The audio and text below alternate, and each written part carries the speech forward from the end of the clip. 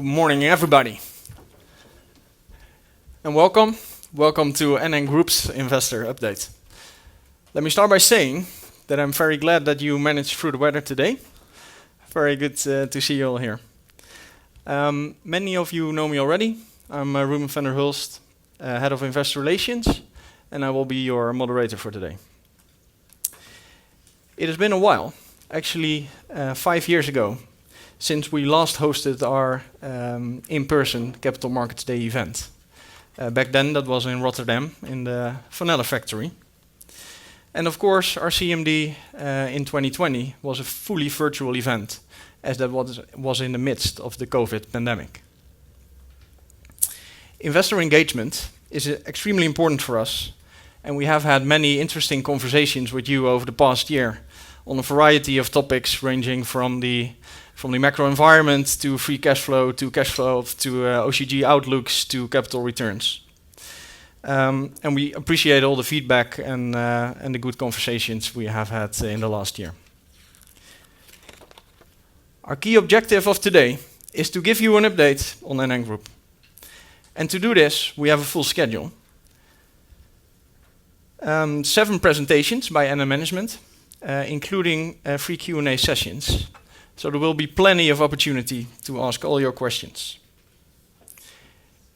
Before we get started, let me mention a couple of formalities. First, we will be recording today's session. And second, we would appreciate if you would take a moment to review our disclaimer on forward-looking statements, which you can also find at the back of the presentation. Having said that, I would like now to hand it over to David to kick off the day with his presentation on the strategy of the group. David, the floor is yours.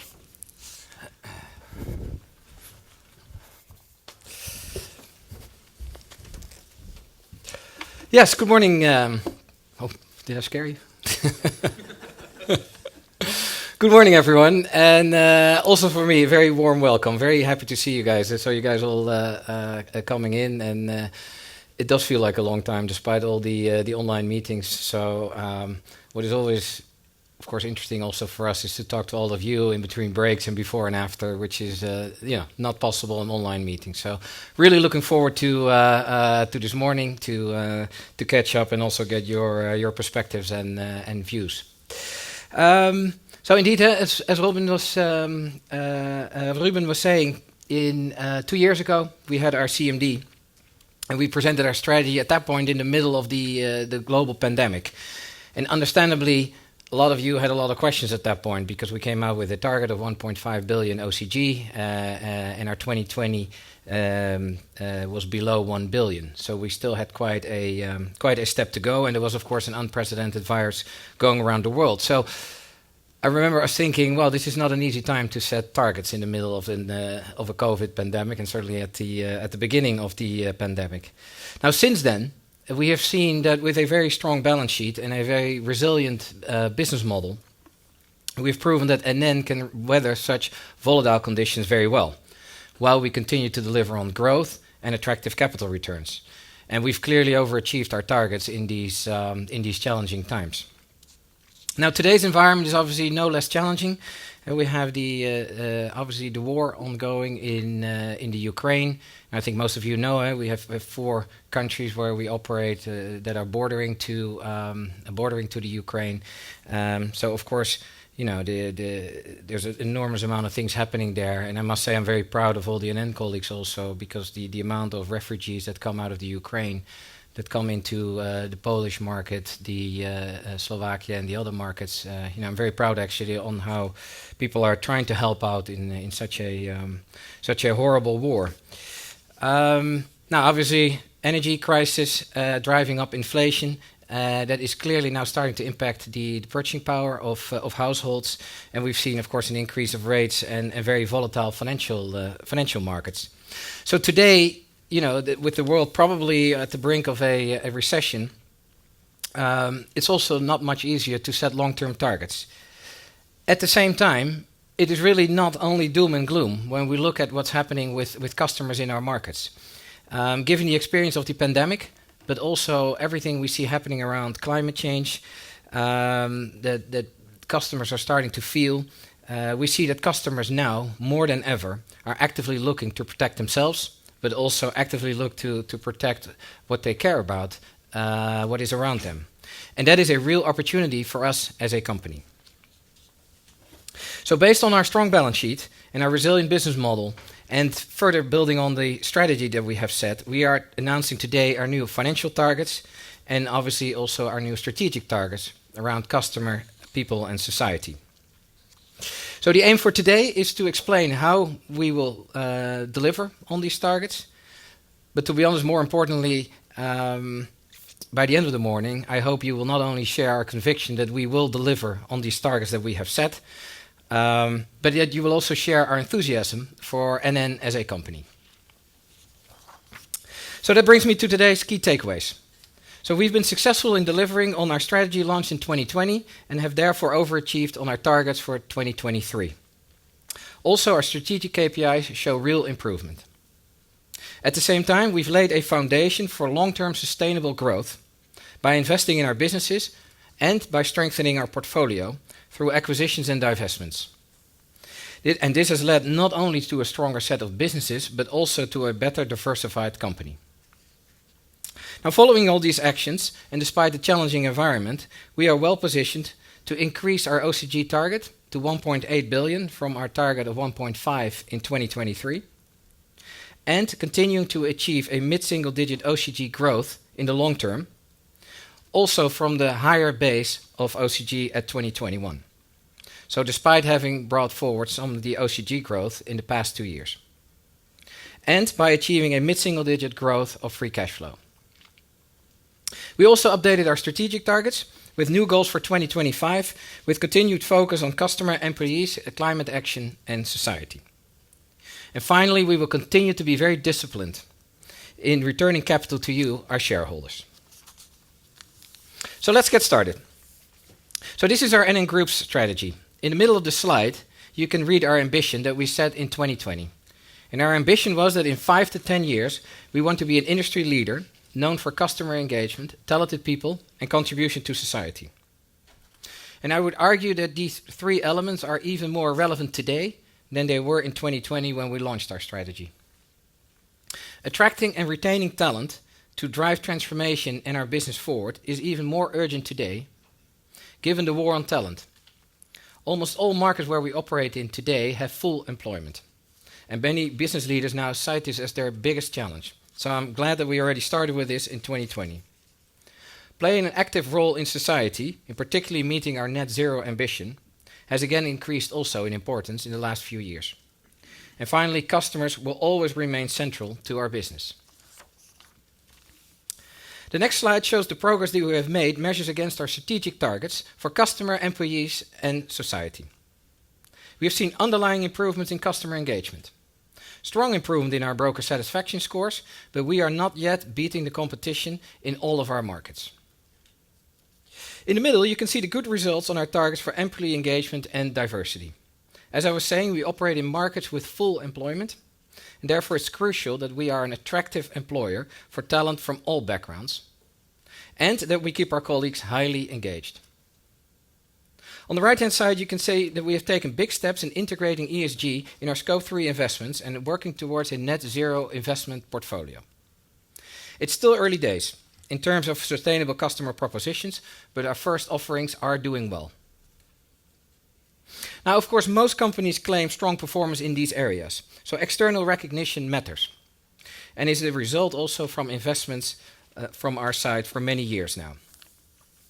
On this slide, you can see some of the examples of the awards we have been receiving, such as a very recent award for a human capital planner, which supports our SME customers based on data analytics. Top right, you see the recognition as an employer, top employer for the 4th time in a row, as well as being an employer that supports diversity by being included in the Bloomberg Gender Equality Index.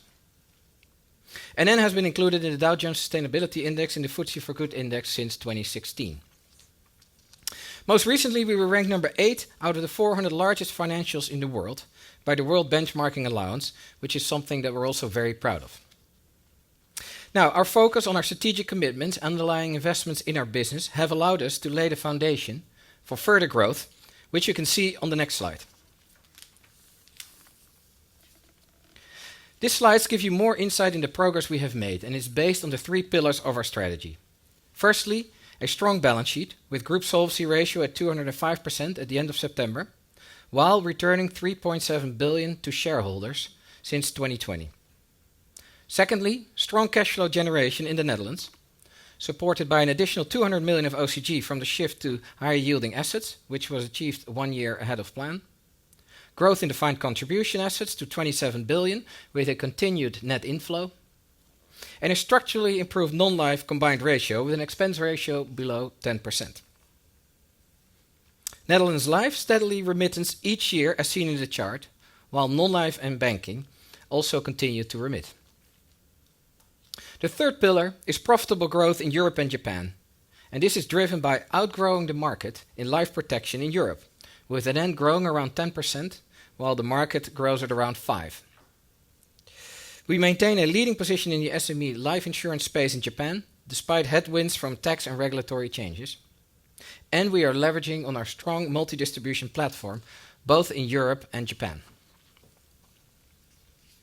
Now, we have combined these investments in our business with decisive portfolio actions.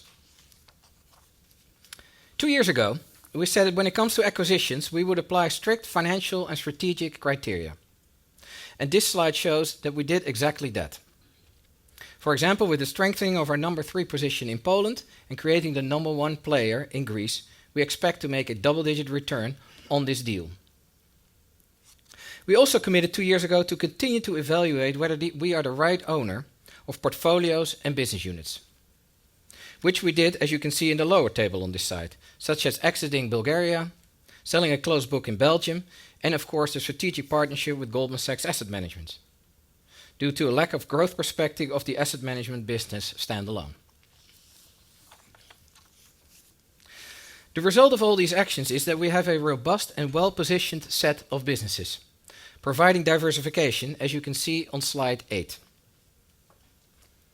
On the left-hand side, you can see diversification of cash generation versus long-term growth, and we expect the growth part to become larger over time, also due to the significant VNB generated by our growth businesses, which you can see in the middle of the chart. On the right-hand side, you can see the diversification in sources of income, which is increasingly coming from fee and technical margin, and also that trend we expect to continue. Moving on to slide 9, we show you how these actions in the past 2 years are reflected in our performance. In terms of our financial targets that we set in 2020, you can see that we are ahead of plan for the 2023 plan, not only for group, but also for the underlying segments. All individual business units have shown strong operational performance and have either already delivered or are on track to deliver. So an overall strong business performance is also translating into solid financial results. Now, of course, the next question is whether the strategy that helped us navigate through the COVID pandemic is also the right strategy in the current volatile economic climate. Yes, it is. We are relatively insensitive to interest rates thanks to our strategy of closely matching assets and liability cash flows, an approach that has worked well for many years, and it means that we're economically well hedged. As you know, it does give some volatility on our Solvency II balance sheet, but these stock and flow items are manageable. As you will see in Bernhard's presentation, increasing rates marginally support our ratio. Higher rates also mean we can reinvest at higher yields, and higher rates are positive for sales. Overall, therefore, higher rates are generally supportive for our business. As you know, inflation has significantly increased, impacting the purchasing power of our customers. With regard to our own financial exposure, we have largely hedged our inflation risk, and the impact of inflation on our expenses is manageable. On the DC side, the DC pension business is less sensitive to inflation risk. For the closed books, we will continue to be vigilant on running the expenses down in line with the runoff of the book. For the P&C business, the expected claim inflation can be largely offset by premium increases, and we have already taken action. In the disability business, we continue to update wage inflation assumptions. In Europe, too, premiums can be adjusted for inflation. However, we do expect some pressure on sales in the short term due to lower disposable incomes. Over time, the structural demand for protection products should mean a return to sales growth. In summary, increasing rates support our business and current inflation levels are manageable. Now, going forward, there's of course a lot more happening in the world. This slide shows our strategy aligns well with long-term market trends. One of the consequences of COVID is that it has an increased awareness for the need of protection, especially in markets where healthcare is less developed. We have built strong market positions in protection in the markets we operate. The shift to risks from individual households continues, with governments and employers not willing to take on the risk anymore. We offer life protection products and strong life cycle products in DC pensions to fill this gap. We believe that in order to remain relevant in the lives of customers, we need to continue to enhance customer engagement and offer them solutions that go beyond the financial services and meet their changing demands. An example of this is our Carefree Retirement platform. Clearly, investing in technology, in data, in engagement platforms remains crucial in our business. Finally, we see an increased demand for sustainable propositions, and we offer a range of products and services to meet this. In conclusion, this is the right strategy for NN Group going forward. So how does our strategy translate into concrete actions at the business unit level? Starting with the Dutch units on slide 12. We have a strong starting position. Also, after the ASR-Aegon combination, we remain number one in pensions with a 40% market share, number one in individual life, and number one in non-life. We continue to take actions to support our ongoing cash flow generation. This comes from growth in DC, possible buyout opportunities, but also from efficiency gains such as benefiting from the increased scale after the ABN AMRO Life acquisition. We are further improving the profitability of the non-life company, leading to a lower combined ratio guidance between 93 and 95%. And we're using digital and data capabilities to further improve the efficiency at NN Bank. Now, Leon and Tjeerd will talk more about the Dutch units later today. Now, all of these actions are reflected in new and higher OCG targets for each segment: life, non-life, and banking. The international businesses are the true growth engines of the group, reflected in an increase of target from 325 million to 450 million euros OCG for Europe, while Japan increases from 100 million to 125 million OCG. And we will achieve this by leveraging on our leading protection positions in the 10 markets that we operate. We have unique multi-distribution platforms, providing both diversification and excellent opportunities for accelerated growth. We see a structural market demand for protection products that we offer in Europe, but also in the SME market in Japan, where we continue to be able to allocate significant amount of capital with high double-digit IRRs. At the same time, we invest in digital capabilities, leading to more digital customers and increasing amount of digital leads, improving lead-to-sales conversion and agent productivity ratios. Despite the occasional headwinds in Japan from tax and regulatory changes, we expect our shift to protection products will compensate for the declining sales of financial solution products, leading to an increased target for Japan of 125 million OCG. And Fabian will talk more about the international units later this morning. In summary, these international units are becoming a more substantial part of the total group OCG, as reflected in the new higher OCG targets for Europe and Japan. So let's bring the strong balance sheet, strong cash flows in the Netherlands, and the growth of the international business together. Now, this is a core slide for us, and it's an updated version of the slide that we presented at the 2020 CMD. It confirms a very important point. Despite the fact that OCG growth has been brought forward with the original 2020 expectation, and that it grew much faster than the mid-single-digit rate, we can reconfirm the mid-single-digit growth to 2030, starting from the higher 2021 base. And this is driven by organic growth drivers. Firstly, the underlying runoff of the life portfolio is offset by DC growth and potentially buyouts. International, these units are expected to grow faster given the under-penetration of protection and our unique distribution platform. The non-life business can grow slightly faster than GDP growth by investing in data, underwriting, and other select pockets of growth.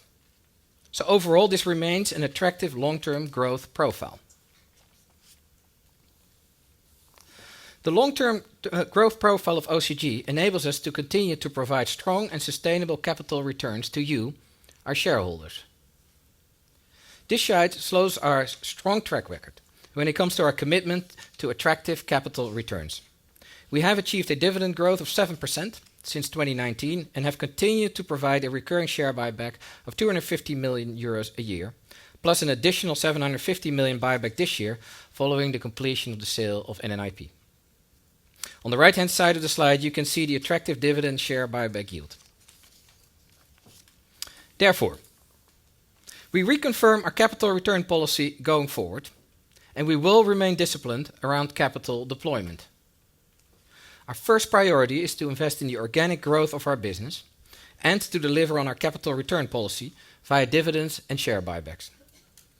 Excess capital will be returned to shareholders unless we can invest it in value-creating opportunities, such as inorganic growth, but always subject to our strict criteria. Later on, Annemiek will provide some more details on how we think about the deployment of excess capital. Now, obviously, you also want to know what this means for the coming years and that this is not only a long-term promise. Therefore, in summary, this slide sets out our financial targets for 2025. Our strong market position and organic growth drivers means we're confident to grow OCG to 1.8 billion in 2025. And we will achieve a mid-single-digit growth in the long term, taking into account the OCG growth brought forward. This will translate into mid-single-digit growth of free cash flow. The segment targets reflect higher expected growth for the international units, higher OCG at Netherlands Life, and an improved combined ratio for non-life. Expense control has always been important, and even more so in the current inflationary climate. And that's why we've also set targets on expenses for our Dutch units, such as administrative expense ratio for the non-life business below 10%, and a cost-income ratio of below 55% for the bank. As I said, capital return policy is unchanged with a progressive dividend per share and a minimum share buyback of 250 million.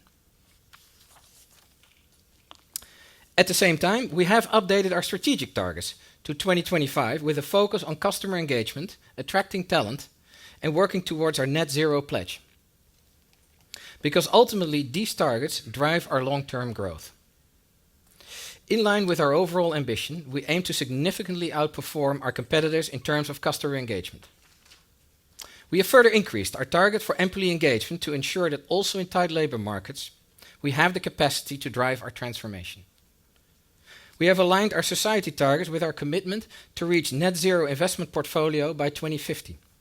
Therefore, we commit to reduce greenhouse gas emissions of our corporate investments, and we are doubling the investments in climate solutions. And I will say more on this in the coming slide. Finally, we continue to support the communities around us with a focus on contributing to the financial, physical, and mental well-being of 1 million people. Now, climate change obviously is a significant global concern, as discussed also during the recent COP summit in Egypt as well. The financial sector can play an important role in the transformation to a low-carbon economy. Therefore, we are taking action in our investment portfolio, in our underwriting, our products and services, as well as in our own business operations. We can make the biggest impact with our investment portfolio, and I will talk about that on the next slide. Then products and services. Sustainability is more and more top of mind for retail customers too. We want to help them by offering specific products, like coverage against severe weather events, or sustainable defined contribution life cycle pension products. We also have a sustainable mortgage label, Woonnu, which is aimed at supporting people to make their homes more energy efficient.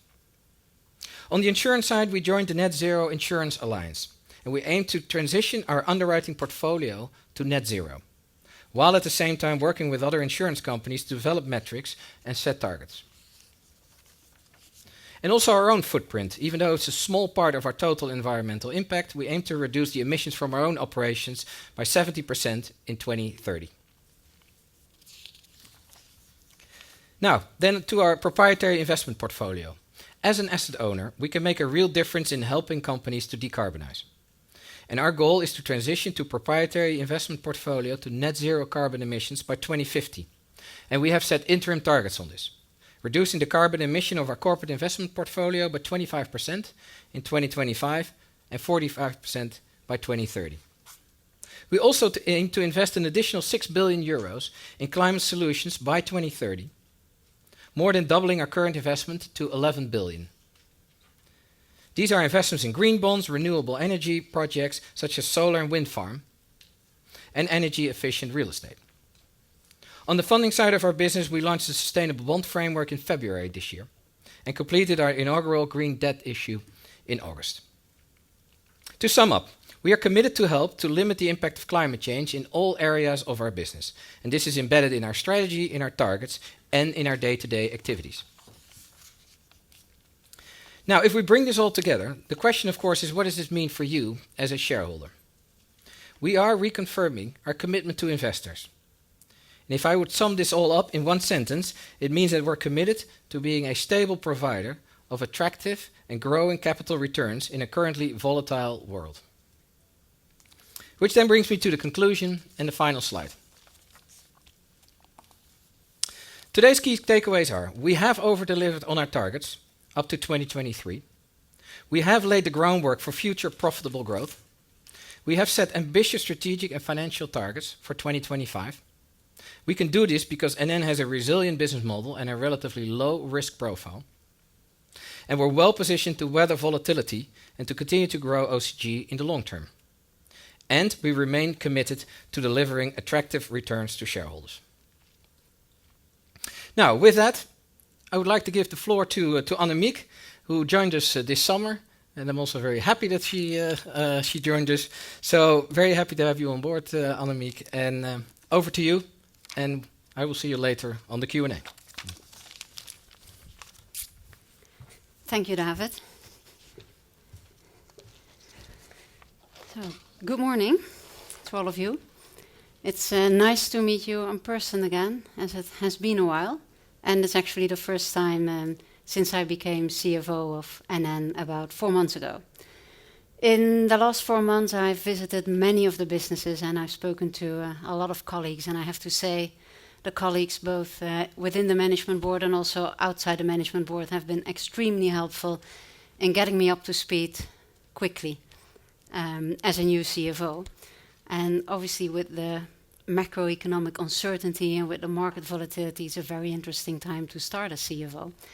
And the key message that really stands out to me here in the first 4 months is really about NN's predictable cash flow that allows it to continuously invest in growing the business while providing predictable and considerable capital returns to shareholders, even in uncertain times.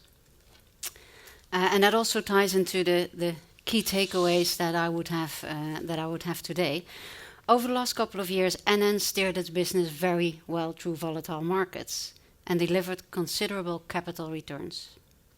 We're confident that we will continue to do so, and we have increased our OCG target of 1.5 billion in 23 to 1.8 billion in 25.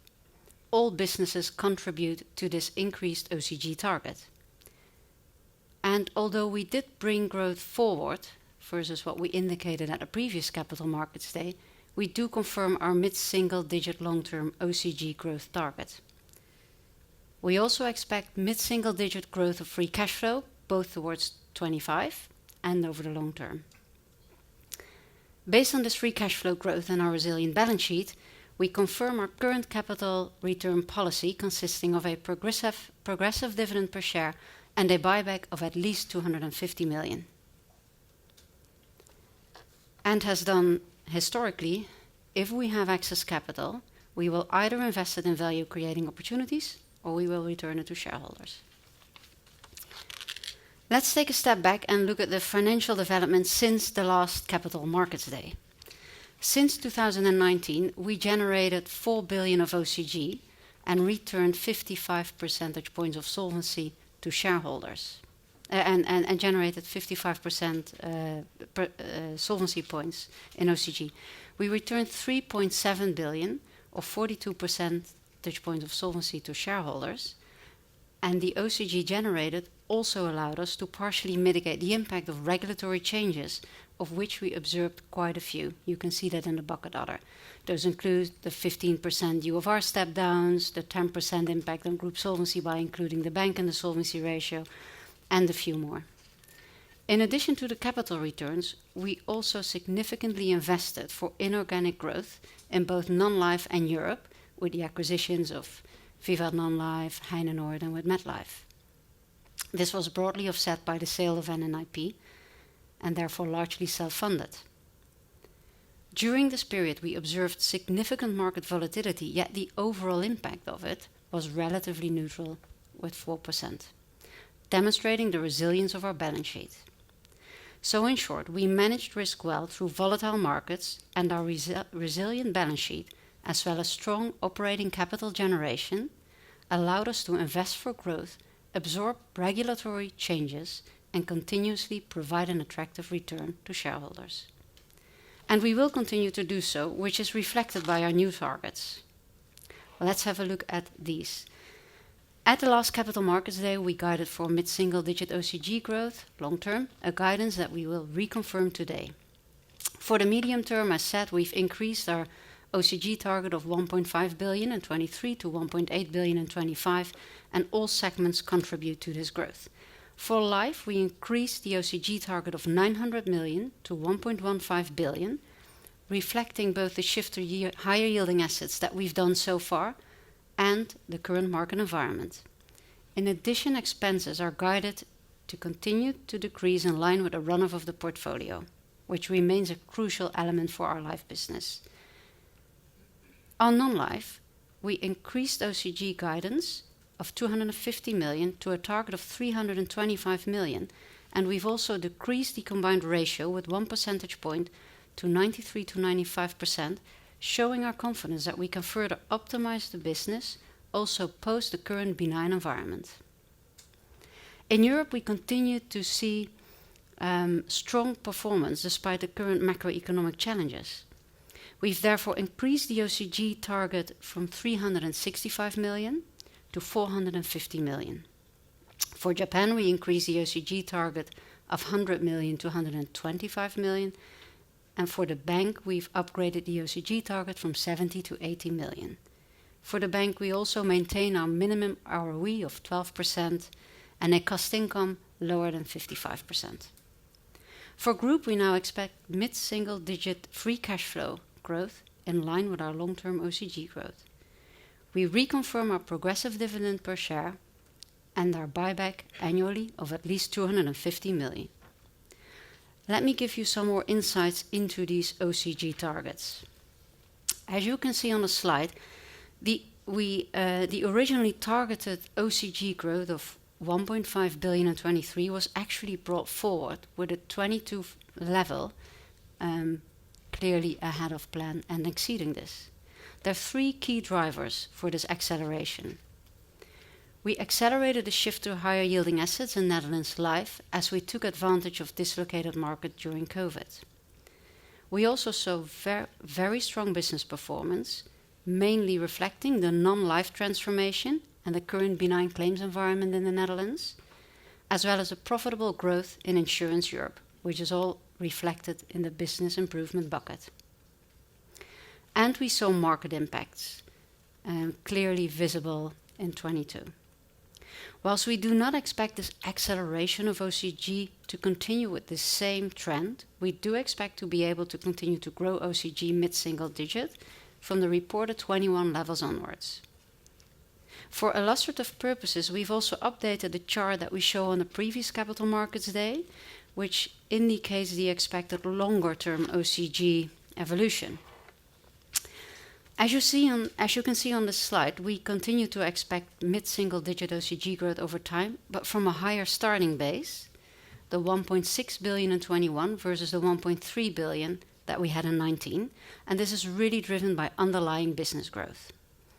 The basis is formed by a large and stable contribution of Netherlands Life.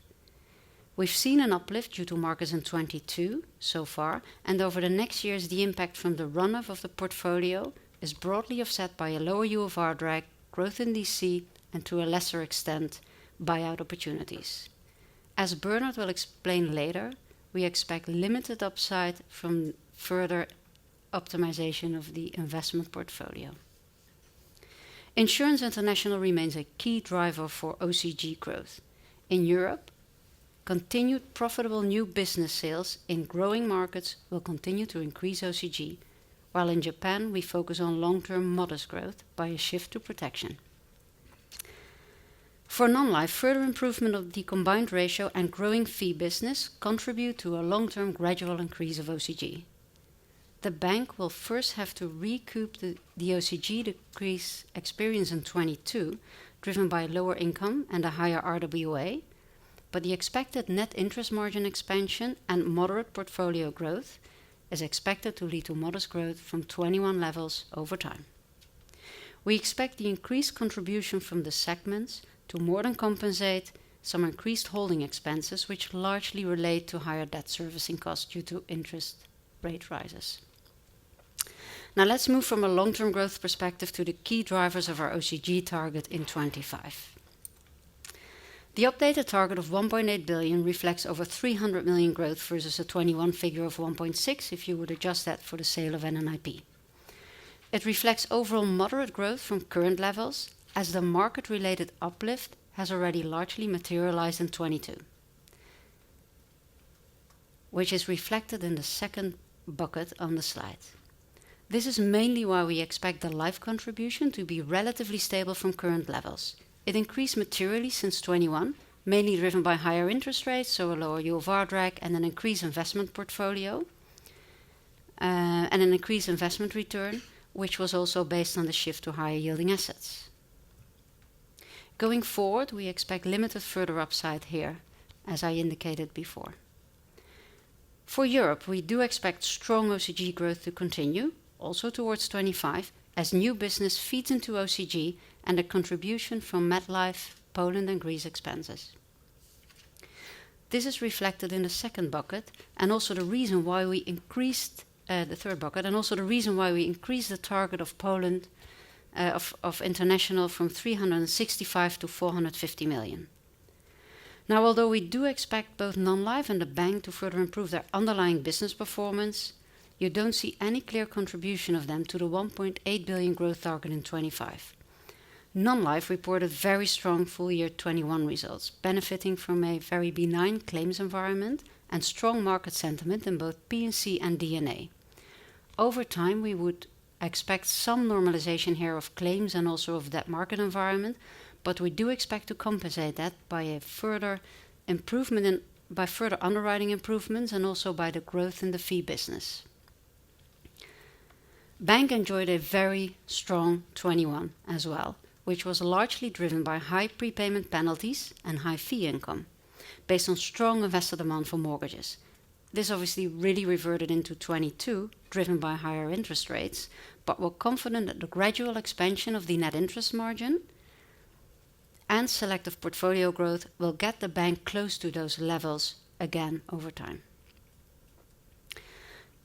So summarizing, we expect the positive impact of markets, largely captured already in 22, as well as the continued OCG growth of Insurance Europe, to more than offset the increased debt servicing cost and to be the key drivers of growth to 1.8 billion in 25. Whilst at the same time, we expect the underlying OCG of non-life and bank to improve.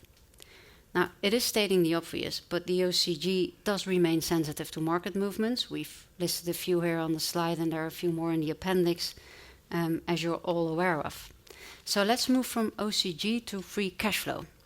Main message here is that we expect free cash flow to grow mid-single digit. This is based on a normalized 2001 level, adjusted for items such as the sale of asset management, which is now completely out, as well as a higher catch-up dividend from the bank following a COVID dividend ban earlier.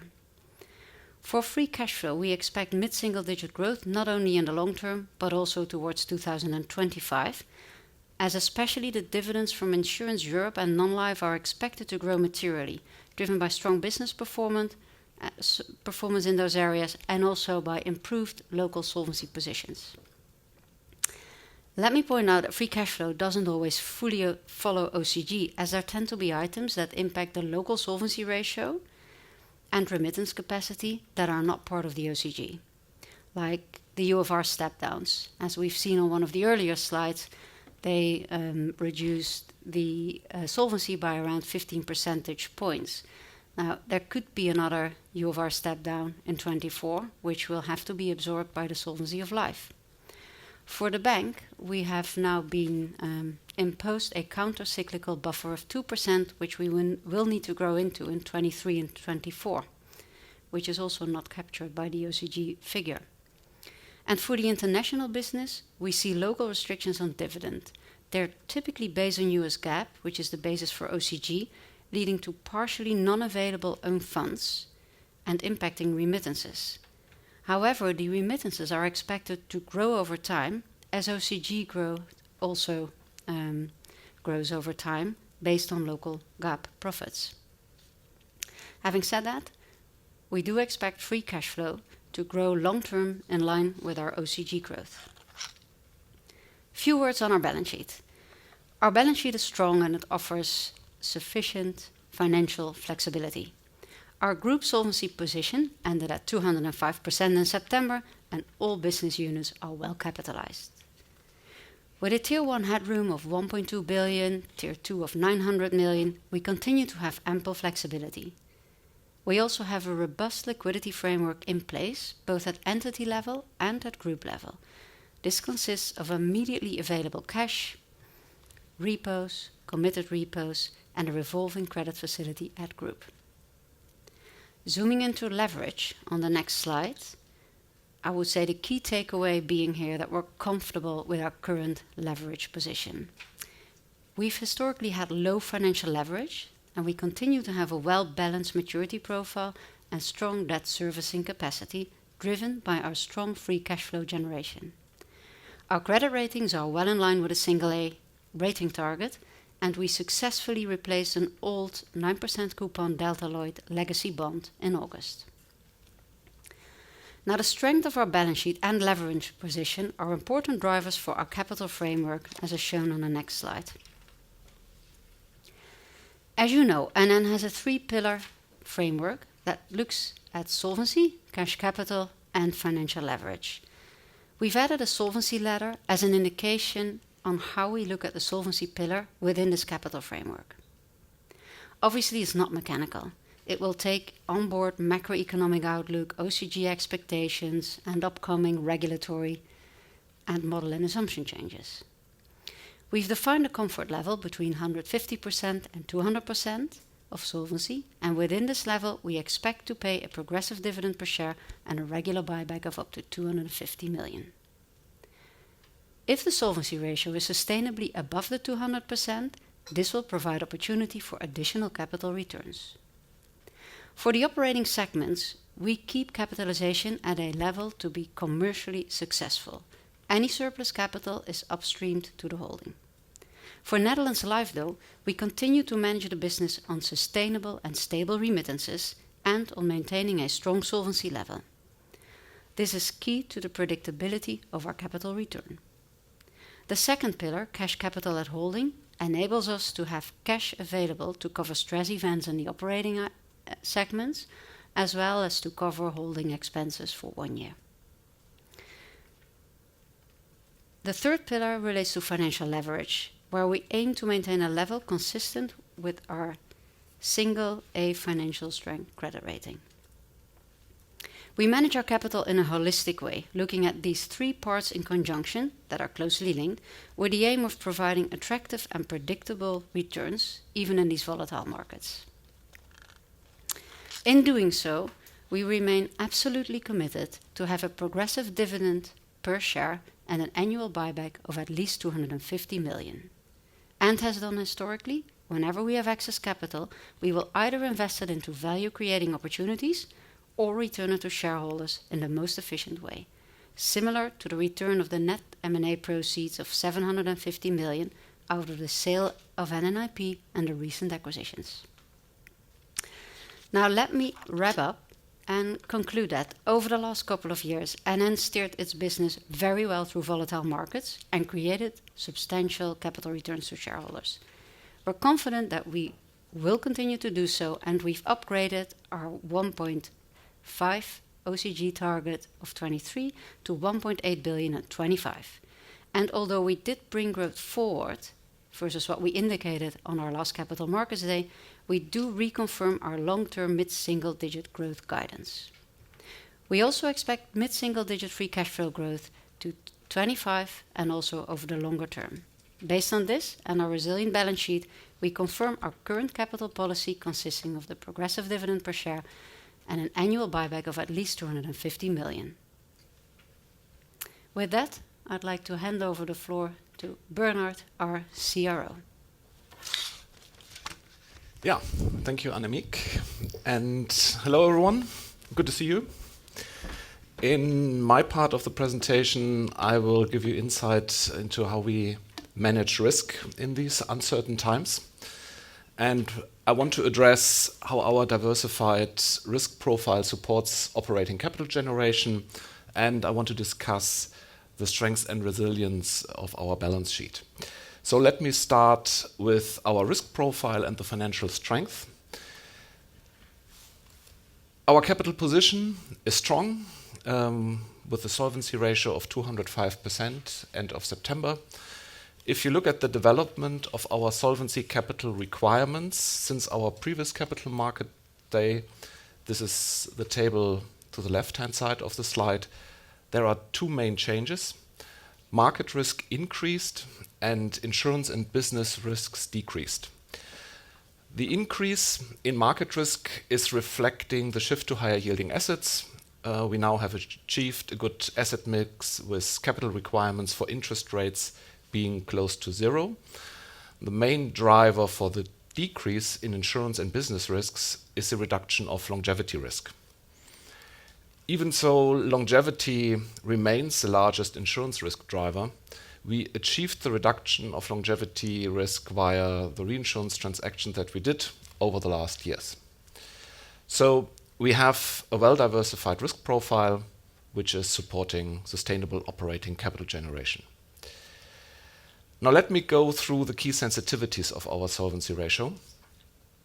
At current interest rates, our closed economic interest rate position leads to a relatively low interest rate sensitivity for both parallel shifts and steepening of the interest rate curve.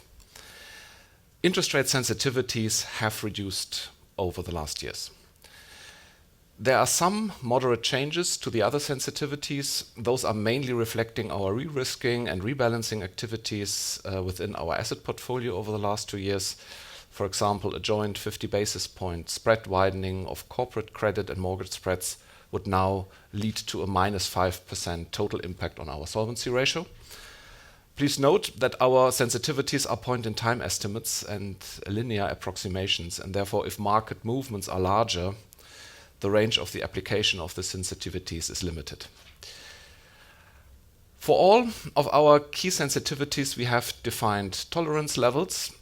We monitor the respective exposures on an ongoing basis, and we take actions to stay within the levels if needed. And since the introduction, we have never had a breach of these tolerance levels. And even so, we have not changed our tolerance levels in the last years, and our sensitivities have not changed very much. We observe in the current environment a higher volatility of our solvency ratio simply because of elevated market volatility. So let's discuss the key drivers of volatility of our solvency ratio in a bit more detail. And I will start with interest rates. Our approach to interest rate risk management has not changed. We continue to view interest rate risk as a non-rewarding risk, and therefore we do not make interest rate bets. We apply strict cash flow matching of assets and liabilities on an economic basis using fixed income securities and interest rate swaps. As you can see on the visual on the right, this means the economic impact from changes to interest rates is close to zero. And there is a remaining interest rate sensitivity of the solvency ratio according to Solvency II valuation principles, so resulting from risk margin and UFR impact. But in this environment of higher interest rates, the resulting sensitivity is now low. When we manage our interest rate position within our economic steering approach, we take these sensitivities and the impact on the solvency ratio into account. Lastly, on interest rates, the recent increase of interest rates triggered additional collateral requirements for our swap portfolio. We actively manage the liquidity requirements for required collateral, and our conservative balance sheet is very liquid, and we have prudent liquidity policies in place on group and on legal entity level. So this consists of immediately available cash on legal entity and on group level, but also committed repo facilities and a revolving credit facility at group. So with this, we feel very comfortable with our current liquidity position. Another driver of volatility of our solvency in this year were mortgage spreads. As you can see from the chart on the left, mortgage spreads this year were exceptionally volatile. This is a result of larger volatility in interest rates, while commercial client mortgage rates are typically adjusted with a time lag. So our whole mortgage portfolio is valued on the Solvency II balance sheet using the current point-in-time mortgage rates offered to clients in the Dutch market. And so the volatility of these rates directly translates into volatility of our solvency ratio, and this is obviously leading to artificial volatility. In addition, unlike for corporate bonds and government bonds, there is no dampening effect on the liability side in the form of a volatility adjustment for Dutch mortgages under Solvency II, which is problematic as mortgage spreads are not moving in line with other credit spreads. So the underlying volatility or the resulting volatility is really not an adequate representation of the underlying risk. What are potential measures to mitigate this artificial volatility? One way is to address non-economic point-in-time effects, and another way is to include a dampening mechanism specifically for Dutch mortgages in the internal model to enhance the volatility adjustment. These adjustments take time to explore and implement, and therefore it's too early to comment on feasibility. To wrap up this section, please be reminded that the impact of changes of interest rates and credit spreads, including mortgages, are mainly related to stock and flow items. So an immediate negative impact of market movements on the solvency ratio means an increase of operating capital generation over time and vice versa. And the related volatility is not impacting the real underlying cash flows. Now, some more insight into our financial strengths and resilience in this environment. An essential part of our NN Group strategy is to remain a strong and resilient balance sheet, which is supported by our high-quality investment portfolio. And we will continue with our conservative approach to investment risk. What we have achieved is that the target that we set previously on Capital Market Day 2020 to increase operating capital generation by at least 200 million euros, shifting to higher yielding assets, this is something we have achieved. And our current asset allocation is close to our target strategic asset allocation. So we now gradually further optimize our asset allocation without further increasing market risk, and therefore we expect only limited further upside on OCG. Let us go through the key asset classes in a bit more detail and how they are impacted in a recession or inflation scenario. One of the asset classes that we have strategically invested in is Dutch mortgages, representing around 1/4 of our total investment portfolio. The profitability of this asset class is good. Spreads are around 200 basis points. The risk profile is low. Most of the mortgages are originated by NN Bank, providing unique sourcing capabilities. We stick to a very disciplined underwriting approach, And in our investment portfolio, we hold long maturities and long maturity mortgages with fixed rates. This asset is embedded into a strong institutional framework in the Netherlands, so there's strong social security, adequate unemployment benefit. There are restrictions on LTV, special tax treatments, and around 30% of the portfolio is backed by the Dutch government. So therefore, we do not expect a large number of forced sellers in this market, even in an inflation or recession scenario with less disposable income of households. The current loan-to-value level of our mortgage investment portfolio is low and at around 55%, which is even lower than pre-COVID levels. And that means that even with pressure on housing prices, we do not expect large impacts given current low LTV levels. And lastly, there is still a large shortage of houses in the Netherlands, which will also offset the pressure from higher mortgage client rates. Historically, mortgage losses in the Dutch market in times of recession, and especially in NN portfolios, have been low, as shown on the next slide. In a recession scenario with high unemployment, we expect losses to increase, but unemployment levels and losses currently are at historical lows in the Netherlands. And at a reference point after the financial market crisis, we have observed peak losses of around 10 basis points, which is still a low level.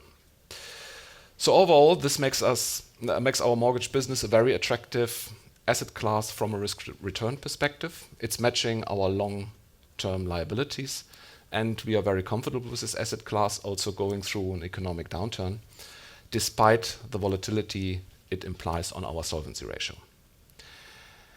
Now I move to real estate and corporate bonds. We have a well-diversified real estate portfolio across sectors and geographies in good locations.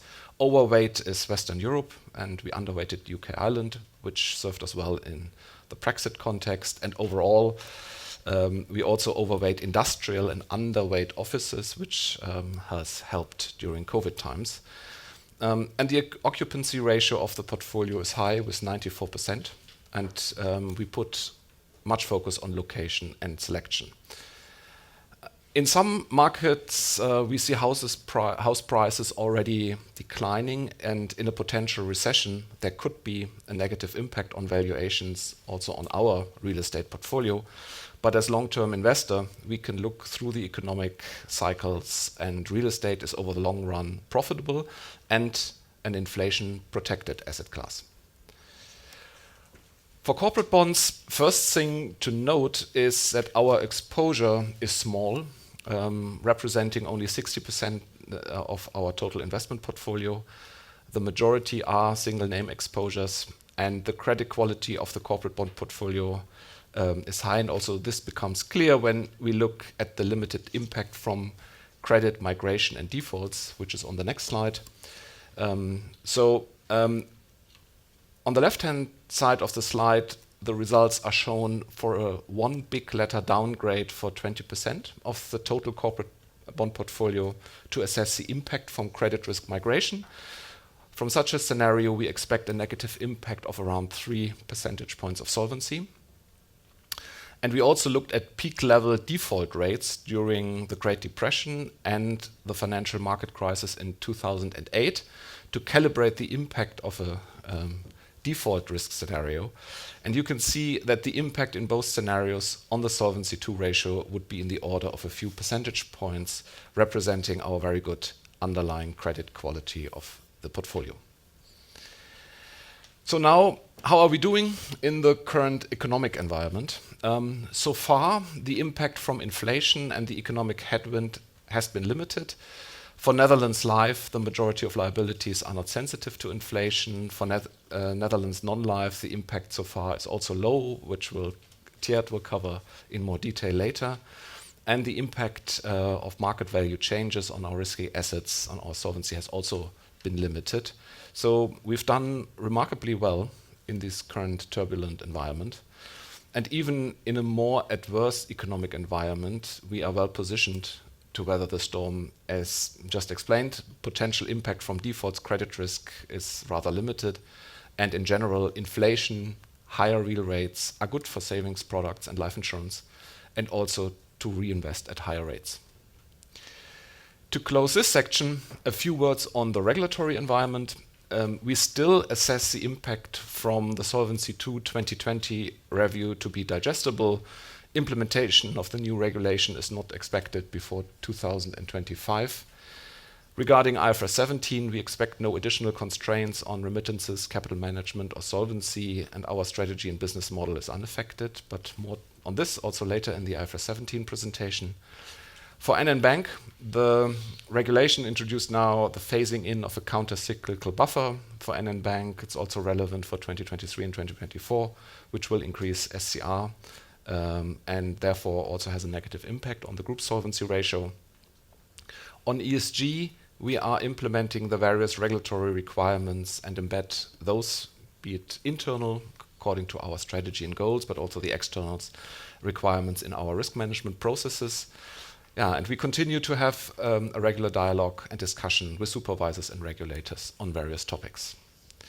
So to summarize, we have over the last years successfully implemented our strategy and improved the risk profile, which is well diversified and supports sustainable operating capital generation. Obviously, we cannot fully mitigate solvency ratio volatility, especially not in these markets. But most of the volatility goes back to stock and flow items and does not impact the real cash flows. And we have a strong and resilient balance sheet, supported by our high-quality investment portfolio with low credit risk, and we are well positioned to weather even more severe economic scenarios.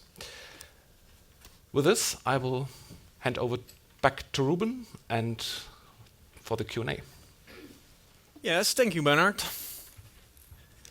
So, now it's time to move to the first Q&A session. A lot of hands I see, so that's a good sign. After the session of Bernhard and the update of the strategy and our targets. So I'm inviting David and Annemiek on stage as well. Maybe before we start on a practical note, so please raise your hand. So that part is already covered, so that's very good. So thanks all. Enough excitement here. Then please wait till there's a microphone. We have two in the here so that everyone can hear the question. And then I would also like to ask you whether you can state your name and the company. And please limit your questions to two, and then we can do a second round if required later. One thing I need to stress is that at 10 o'clock there's going to be a fire alarm. So we might be in the middle of the Q&A, so just good for you to be aware that that might happen. And then we will briefly pause the Q&A for a minute. Then, time to go to the Q&A. So thanks, guys. Good luck. Maybe we can start on the right with Ashik. Please go ahead, Ashik.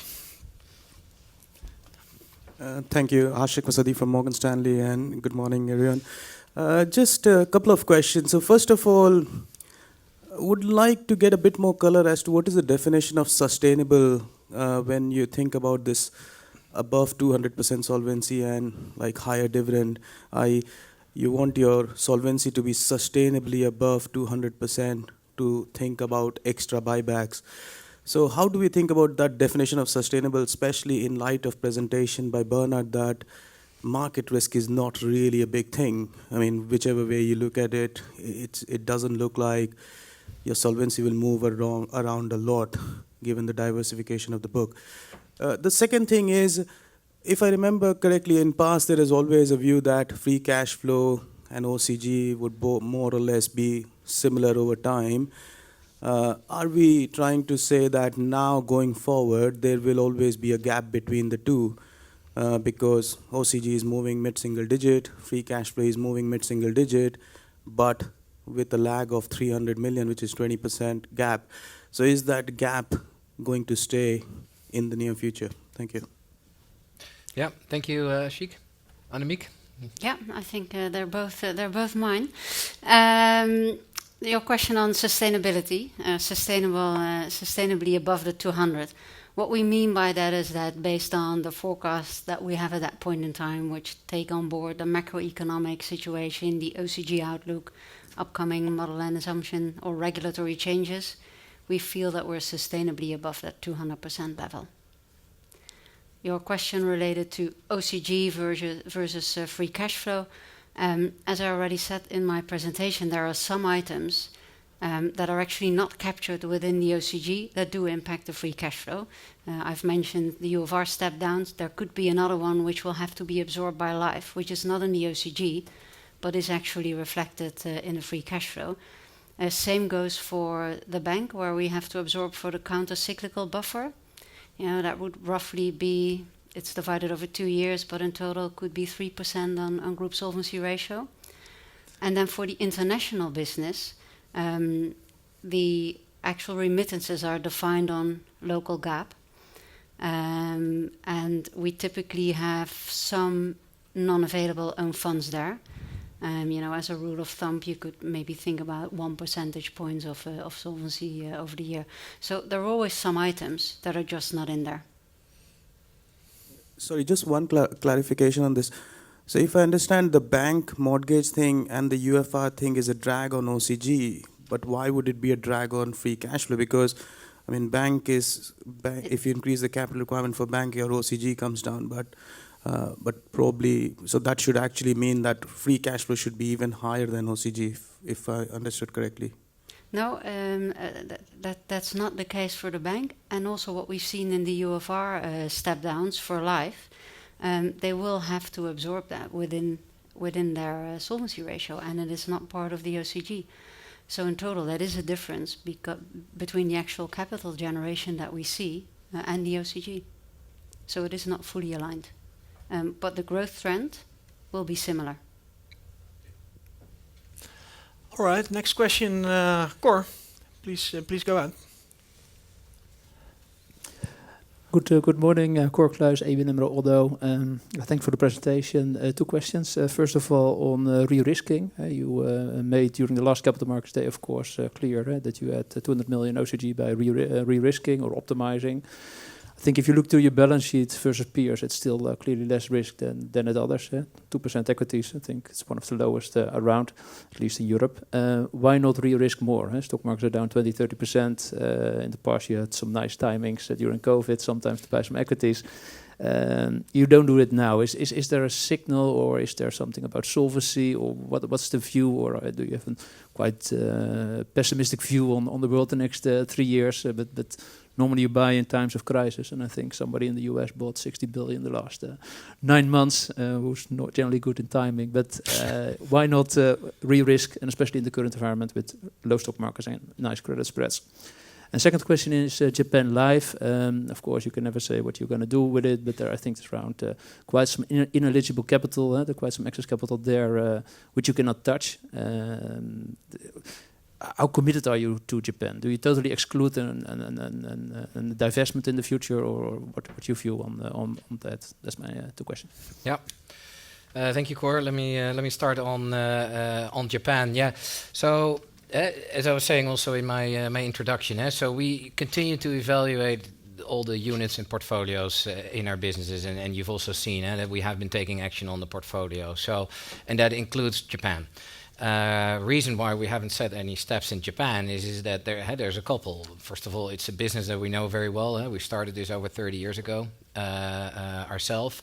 We have a leading position in the corporate life space. Obviously, Japan is a very large market. It's the 3rd largest market in the world. So it enables us to deploy a significant amount of capital at attractive IRRs. At the previous Capital Markets Day, we talked about 14% IRR, and that's still the case. In fact, protection products actually give even a higher IRR than that. So that the positioning of that business makes it attractive. Now, additionally, it also helps to diversify the profile of the group. So in terms of cash and growth, but also in terms of spread.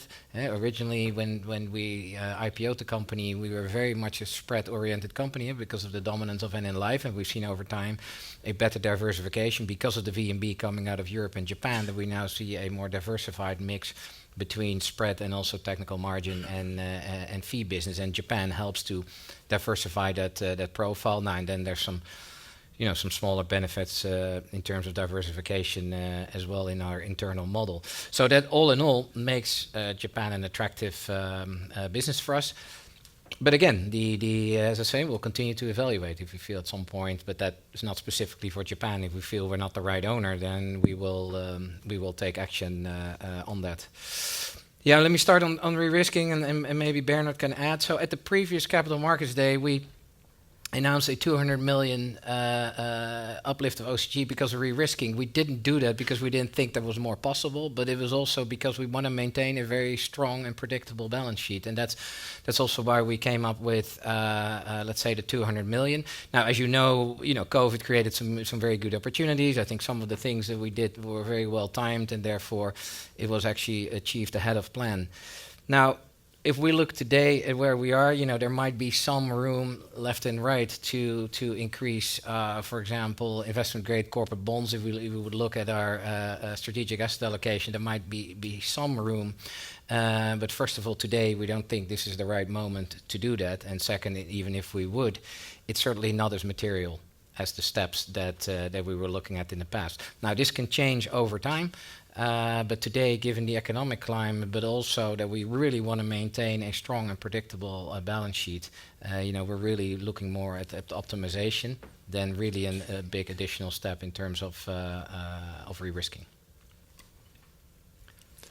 All right, maybe we can move over to Benoit.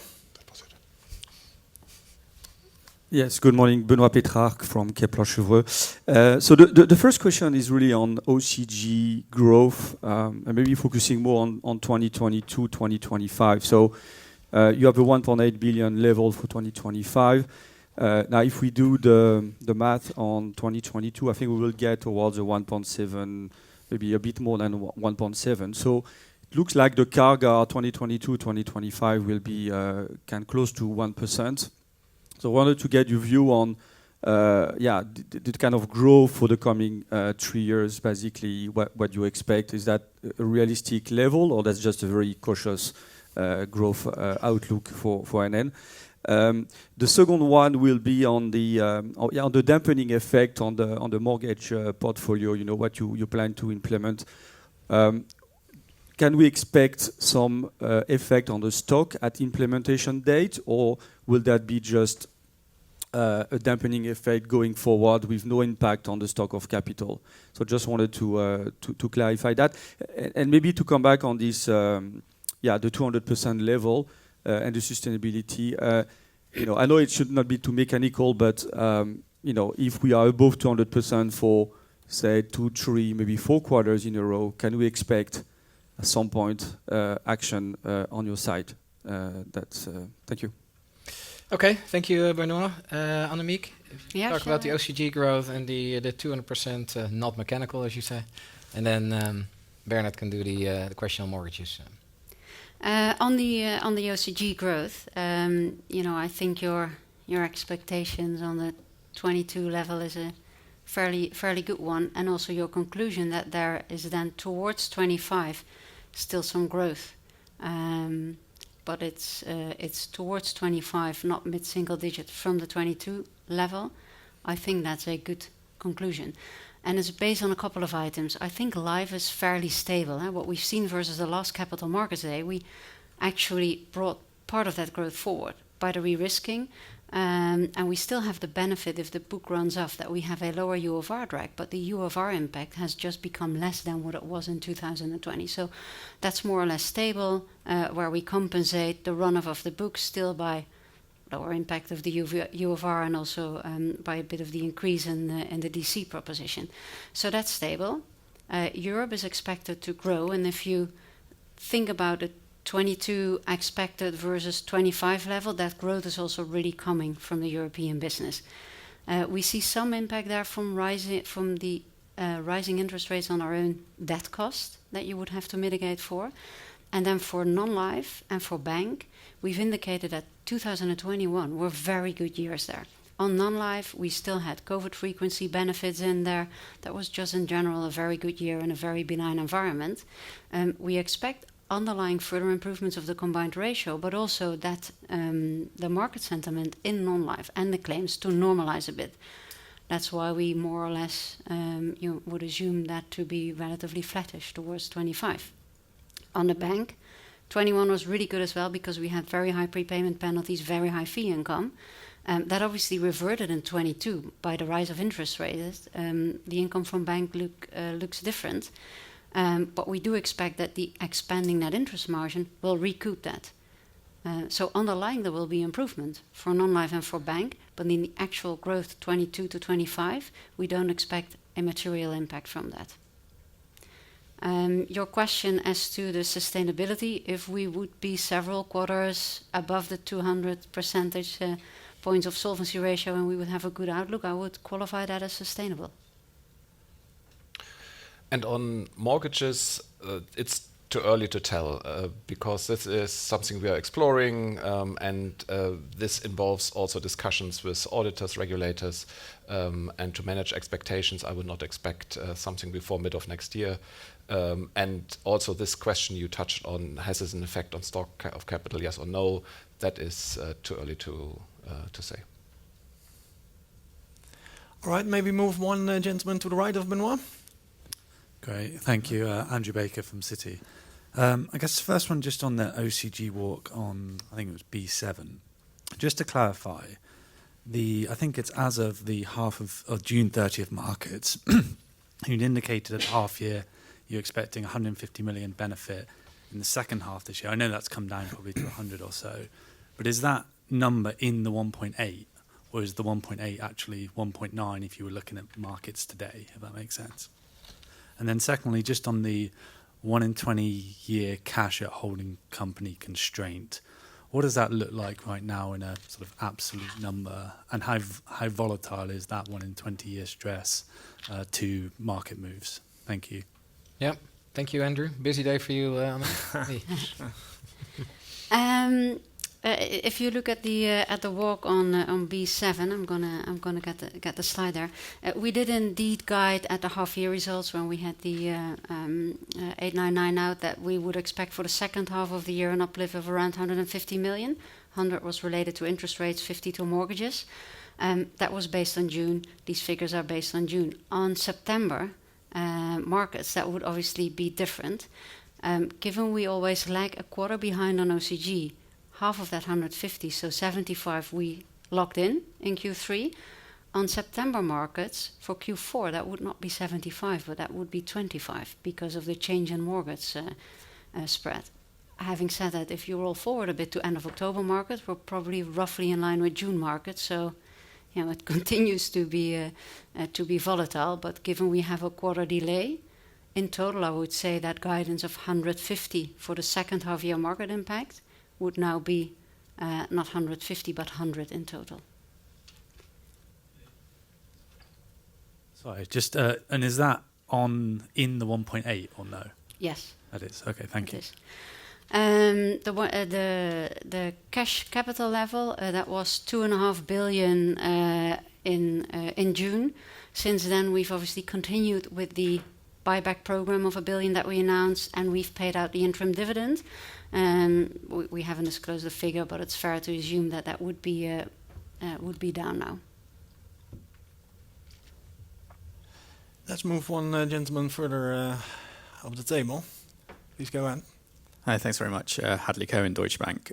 Just an extension from Andrew's question, which I'm not sure was necessarily answered, but the target range for the holdco cash has changed, and you've effectively removed the 0.5 to 1.5 with the 1 in 20.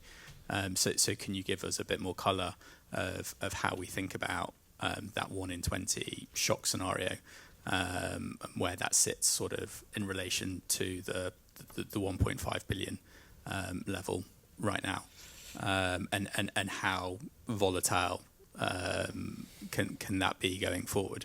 My second question is on the real estate sensitivity. I appreciate that you're aiming to reduce the volatility of the balance sheet and what have you, but for a 10% fall in real estate, it's a 12% hit to solvency. And I think we've already started to see some real estate prices come down in the Netherlands. Bond yields continue to push higher, which could put further pressure. So how do we get comfort around that sensitivity within the solvency calculation? The rest of my questions have actually been asked already, so I'll leave it there. Thanks. Okay, thank you, Hadley. Annemiek, on the, where do we sit today in terms of the 1 in 20 shock scenario? And then Bernard can take the real estate question. Yeah, on the cash capital and the 1 in 20 shock, I think historically we've always guided for between 500 million and 1.5 billion, which was a couple of years ago. The company grew, obviously. And the 1 in 20 shocks depends on the starting level of solvency. It also depends on the scenarios you would take on board. I think it would be fair to say that we would be, between 1 billion, 1.5 billion, more on the upper end of that previous range.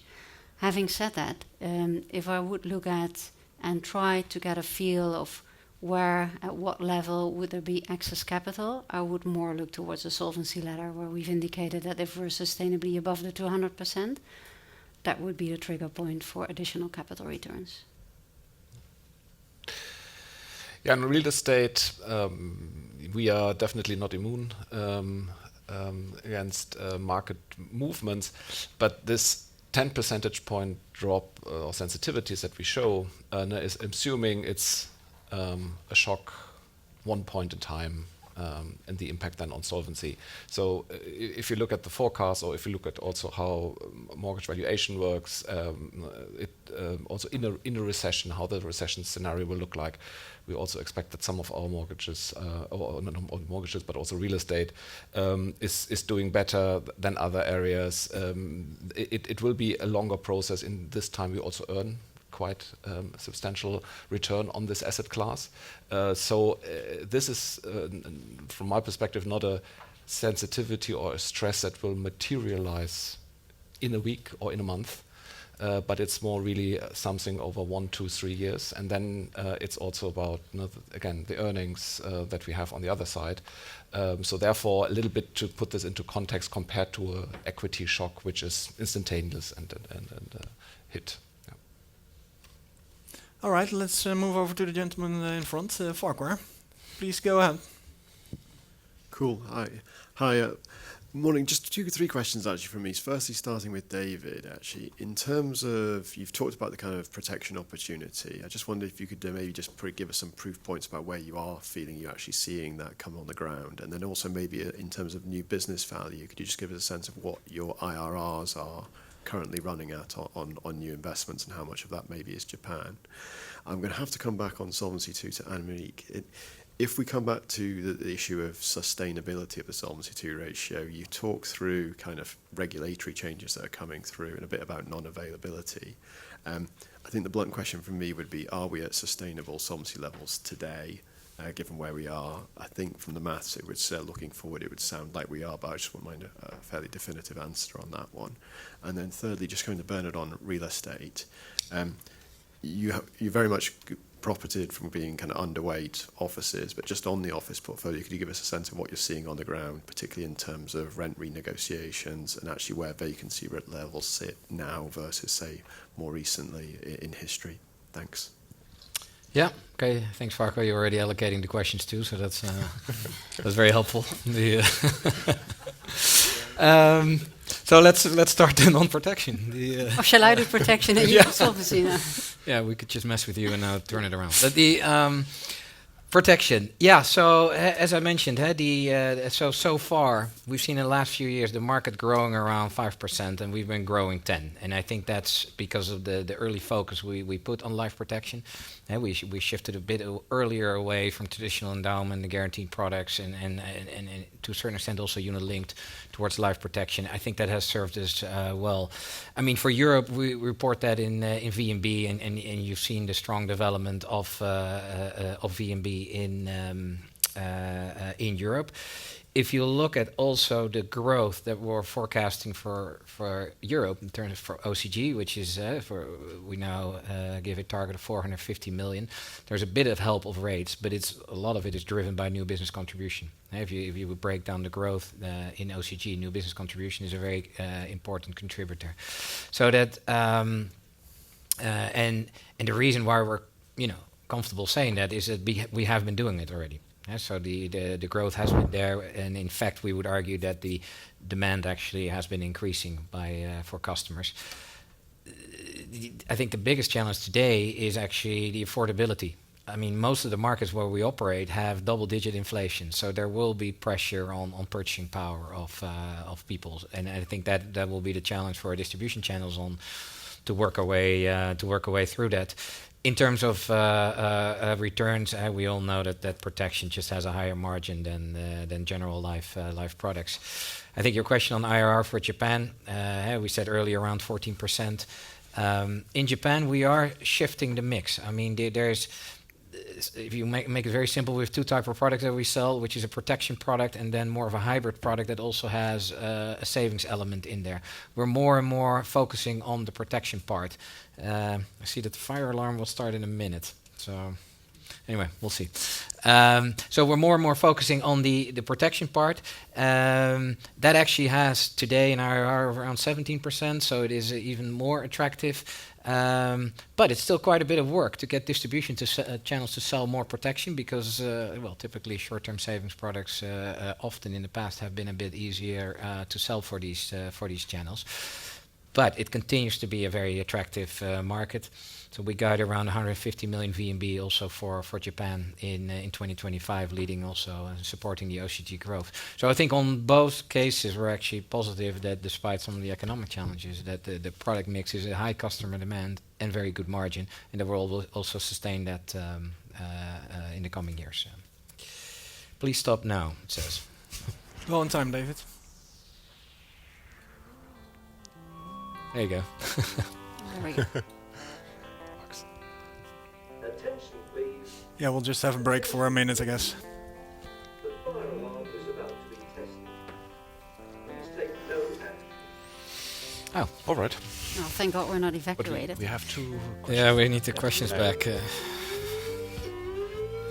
Works. Attention, please. Attention, please. We are investigating an alarm collision.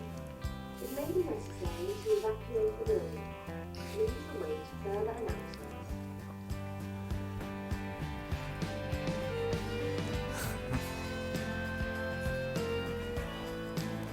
It's very modest. Yeah. Attention, please. Please leave the building immediately. Please leave the building immediately by the nearest exit.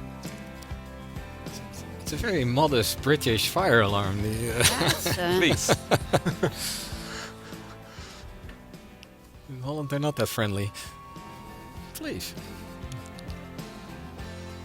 Attention, please. Attention, please. The fire alarm test is done. There you go.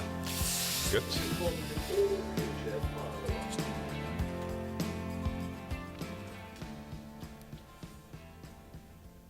Yeah, we're just waiting for everybody to get back online now. Yeah.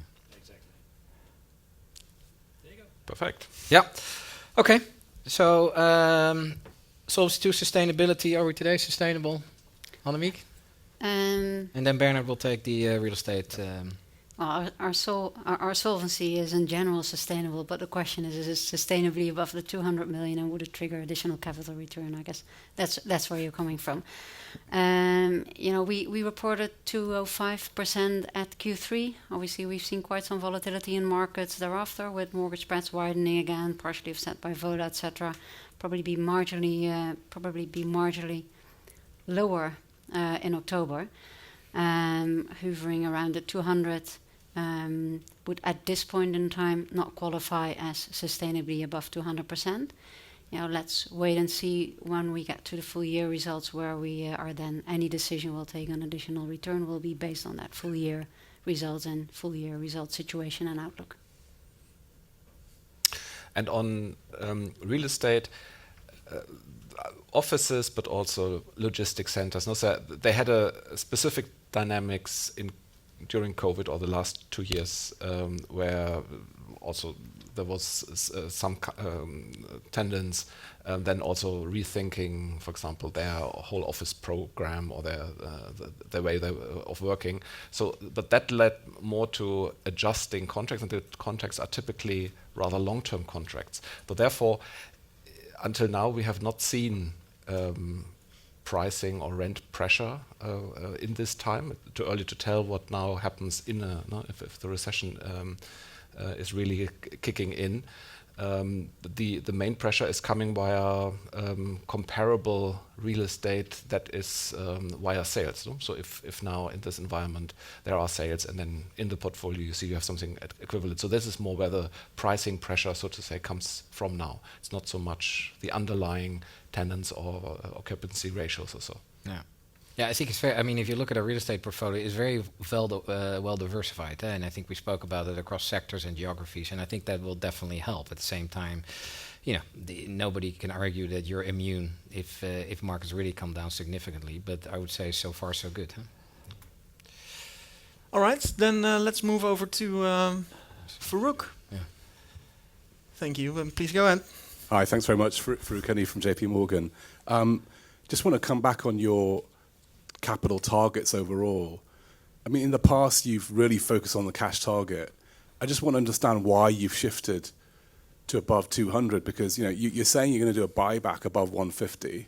You're clearly comfortable with giving capital back to the markets. You're also saying that you're kind of above a 1 in 20 right now on cash, or you're indicating you're at the upper end. So I just don't understand what's driving that decision. Question number 2 is, obviously you've just said, look, mortgage spreads have widened, Vola's widened, you've had some market movements. What does that do to your OCG, and is that in the 1.8 billion target? Thanks. Okay, thanks, Farouk. Well, to start with the latter, I think we already briefly covered it when we ran through the bridge as well, with the OCG target. We based the 1.8 billion on June markets. In September, obviously, we've seen mortgage spread come in, which was good for solvency, but for the flow, it's a bit worse. But if you then look again, end of October, we're probably for mortgages more or less in the same area where we were in June. So I think from an OCG perspective, OCG target perspective, not that much has changed there actually. If you would forward it from June to kind of end of October levels. 50 million? Well, roughly, if you think about mortgage spreads, that could be right. I think they first came down with around 50 bips in 3 months, and then they went up again with 50 bips in around 1 month, which also indicates a bit the volatility, clearly driven by first interest rate movements and then the lag in time with which bank actually adjusts the client rates, which happened in October. We're now seeing some indications of that being adjusted downward again, but it continues to be volatile.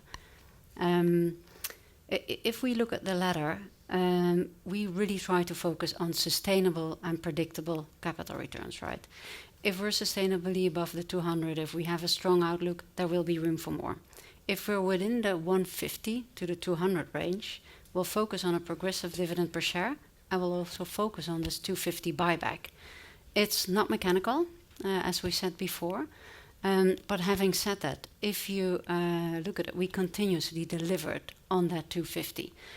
We also delivered on it when solvency ratios were a bit higher since 2019, but also in June, when group was at 196, when life was at 187, even a bit further depressed in July when markets moved further, we continued to remit the 250 annual buyback. So we do feel very comfortable about it. Now, the cash capital target that we had wasn't a hard target, right? We just indicated we want to have a 1 in 20 shock and we want to be able to absorb it.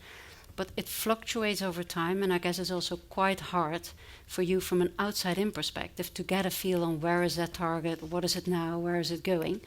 And we feel a solvency ladder that we also take into account on our decisions on dividend is more reflective of how we think about it, and it's also more aligned with what peers do, and therefore a bit better to understand also from an outside-in perspective. So just to confirm, it's internally driven, not regulatory driven. Correct. Michael, let's move to the gentleman in front. Please wait for the microphone. Thank you. Yep. Other side, yeah. Please go on. Thank you so much. I had 3 questions. I'm sorry. In the UK, we've been obsessed by LDI, and you mentioned your cash collateral. I wonder if you can give some numbers, and I think one of your peers actually gives numbers on stress and how much it would cost. I remember from the 2020 presentation, and I wasn't there in person, I watched on the screen, there was an uptick in the curve from the maturing life back book. So there's a lot of cash release coming in 2027. That doesn't appear to be here anymore, and I just wondered if I'd remembered wrong, probably. And then the other thing is 2 of your peers are doing something really big. So there'll be some disruptions. You haven't spoken at all about opportunities. Don't you see any opportunities here? Okay, thanks, Michael. I think Bernard can take the cash collateral. Uptick of the curve, I'll try to answer that, but I'm not sure I understand your question. I can do that. Yeah. And then, peers, no opportunities.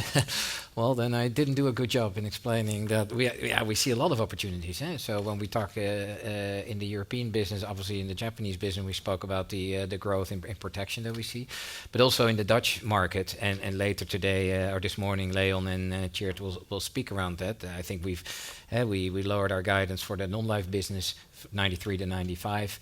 We also see some pockets of growth. For example, in the direct business on the non-life side.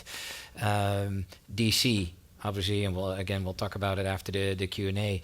DC has continued to grow. There is the possibility that the pension reform will further increase the amount of growth. But even if it doesn't, we already see today that between 1 billion, 2 billion of a net inflow. We've been seeing, and there's no expectation that will slow down.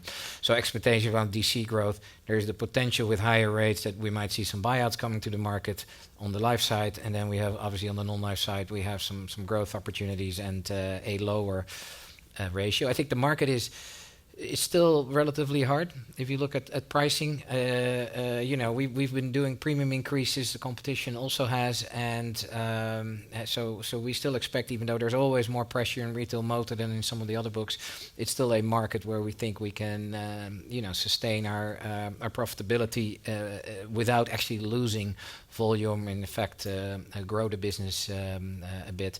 So. I think there's more than enough opportunities out there, also in the Dutch businesses. Bernard, on liquidity. Yeah. So what was observable in the UK market, if you take this as an indicator of daily movements, these are movements where our cash position is sufficient to cushion this, and also if this kind of liquidity squeeze would last longer, we are very well prepared to even have higher or cushion higher liquidity requirements. We do not publish a specific number, and there's also not a, let's say, requirement around this in the way of, or as a kind of standard. Therefore, it's also a little bit difficult to compare a number with another.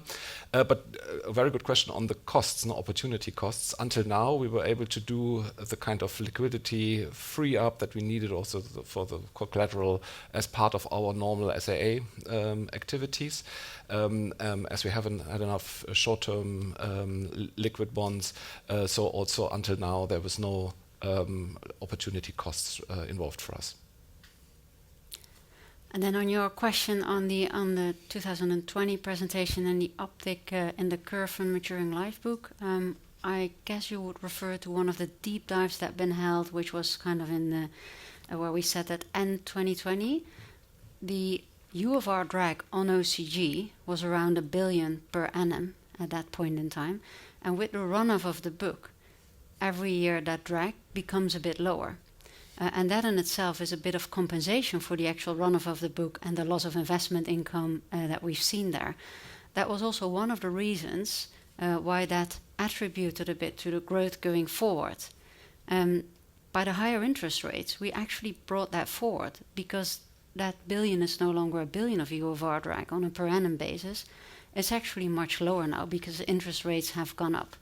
And that means we have already captured that in the OCG, and the actual growth of a declining book and not having that every year is already captured in there. So there is lower growth from that perspective coming out of it. Yeah, then, before we go to the break, maybe one last question from David. Please go ahead. Thank you. David Barma from Exane. I have two questions on the Netherlands Life, please. The first one on coming back on cash versus capital. So wouldn't you say in the current rate environments, what we see as capital generation in Dutch Life is a much better reflection of the real generation capacity of your business? And hence, I'm not sure I understand the gap we were talking about before between the two, and why those two couldn't converge sooner. Or and to put it next to that, you talk about commercial levels for your capital positions in your local entities, and that Life has been anywhere between 200 and 220 in the last few years. Is that really a commercial level for Dutch Life? And the second question is on longevity. You showed a slide about longevity SCR. What's your thinking about your opportunity still there to reduce that? Thank you. Yep. Thanks, David. So on cash capital and commercial levels, obviously 200 is not, but Annemiek, and then Bernard on longevity. Yeah, if we capitalize all units on commercial capital levels, except for life. Because for life, we really focus on having a stable and sustainable remittance out of that. And if you look at the remittances for life, in 2019 and 2020, life actually remitted more than its OCG. And that was partially driven by the expected uplift of investment return, because we knew we were going to do the shift to higher yielding assets. And it was also related to a longevity transaction that we did at that time, where we freed up capital, which was also contributed. I think we're now moving more towards an era where, based on current market levels, the OCG will be relatively in line with the free cash flows coming out of life, except when they would have to absorb another UFR step down or other regulatory impact. We would probably like them to absorb that within the solvency ratio as it currently stands. If it has been built up forward, and if it is sustainably above, at 200% level as well, then that would not be needed, and that would be able to be converted. But that's what we mean with potential regulatory impact. It could be something that you would have to absorb within the solvency of life. All right. Yeah, on longevity. So we, as I indicated, reduced our longevity risk, but it's still the highest insurance and business risk-related risk driver. So there is still potential for additional reduction and also to free up capital. But because it's no longer such a concentration risk in our portfolio, and also because of higher interest rates in this environment, from a risk-return perspective, it's less attractive compared to the deals we've done 2 years ago. And therefore, this is, of course, what we are also mainly taking into account. Yeah, so with that, I would like to thank you, David, Bernard, Annemiek, for taking all the questions. Also would like to thank you for all your questions. I do realize that that you might have still quite a few of them that you would like to ask, but the good thing of a physical meeting here is that you can have a coffee with them to ask all the remaining questions in the remaining break. We will be breaking for roughly 30 minutes, and then we will continue the program with presentations on the businesses. So thank you all for now, and see you back in half an hour. Thank you.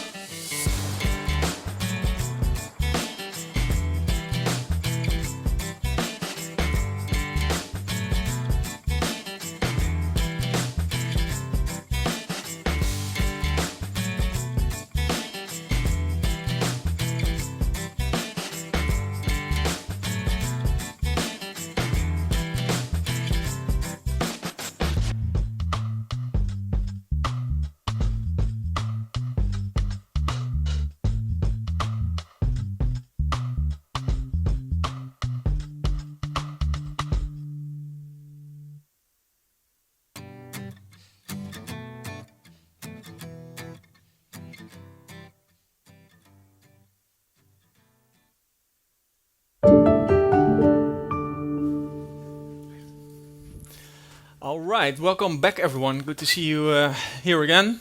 I hope you had the opportunity to ask all your remaining questions to David, Annemiek and Bernard. I did see Annemiek talking with a lot of people and answering a lot of questions still, so that's very good. We now move over to the business presentation. So before I hand over to Fabian, after that we will have presentations from Leon and Tjeerd on the Dutch life and non-life businesses. And now I would like to give the floor to Fabian. Thank you. Thank you. Good morning, everybody. It's a pleasure to be here in person, and I had quite some interesting and good conversations with you already. So I will now present to you, as responsible for the international insurance activities, where we are in achieving our targets that we set 2 years ago, how we will actually grow the business, and what our growth ambitions for 2025 looks like. So our international insurance activities, they are in Eastern and in Southern Europe, they are in Belgium and in Japan. With those 10 international insurance business units, we generate meanwhile close to 30% of the OCG of the group. And so we are a major contributor. And we expect this share to grow even further as we are driving most of the VNB of NN. So 2 years ago, in the middle of the COVID crisis, we set ourselves ambitious targets for 2023. And we have achieved them, both for Europe and for Japan. And that was possible thanks to the inherent market growth and fueled by actually the increased awareness around protection, where the COVID crisis for sure helped.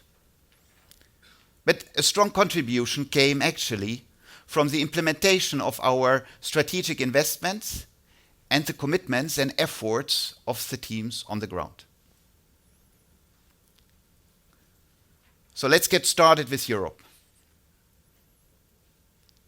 We've put ourselves a target of 450 million OCG, and that translates into a year-on-year growth of 9% from 21 to 25.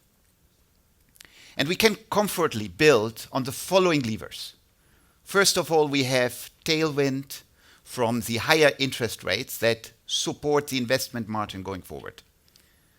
Second, we have had very, very good years of growth in the past already. And this growth and this new business, as you know, will now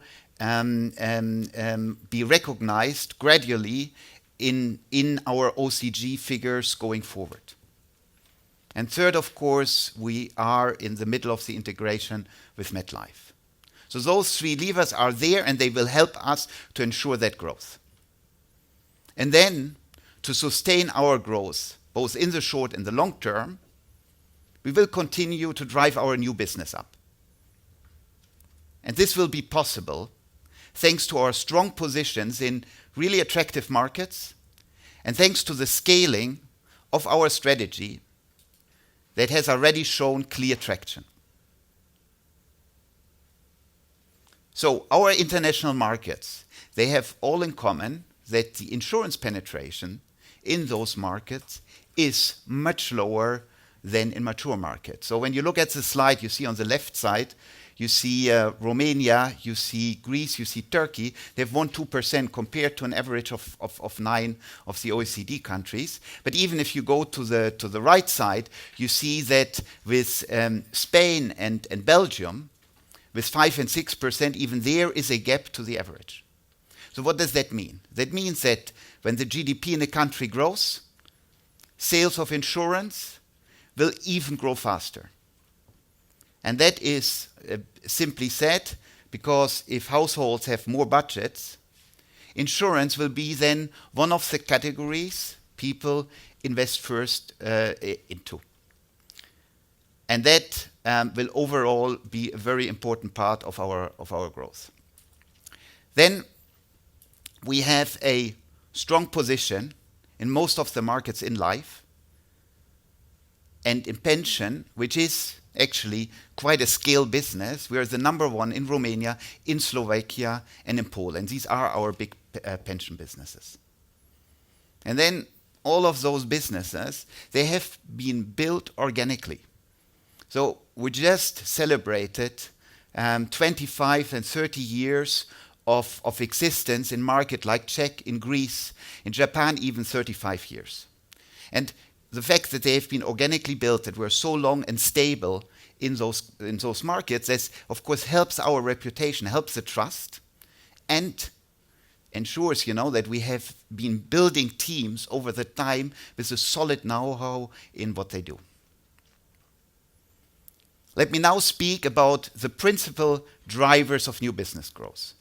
The first one is protection. David already mentioned it. We are focusing already since quite some time on protection as a market in which we believe. And you see that over the last years, we have been growing at 10% compared to a market which is at 5%. And we plan to continue on that path and to invest into data and product innovation.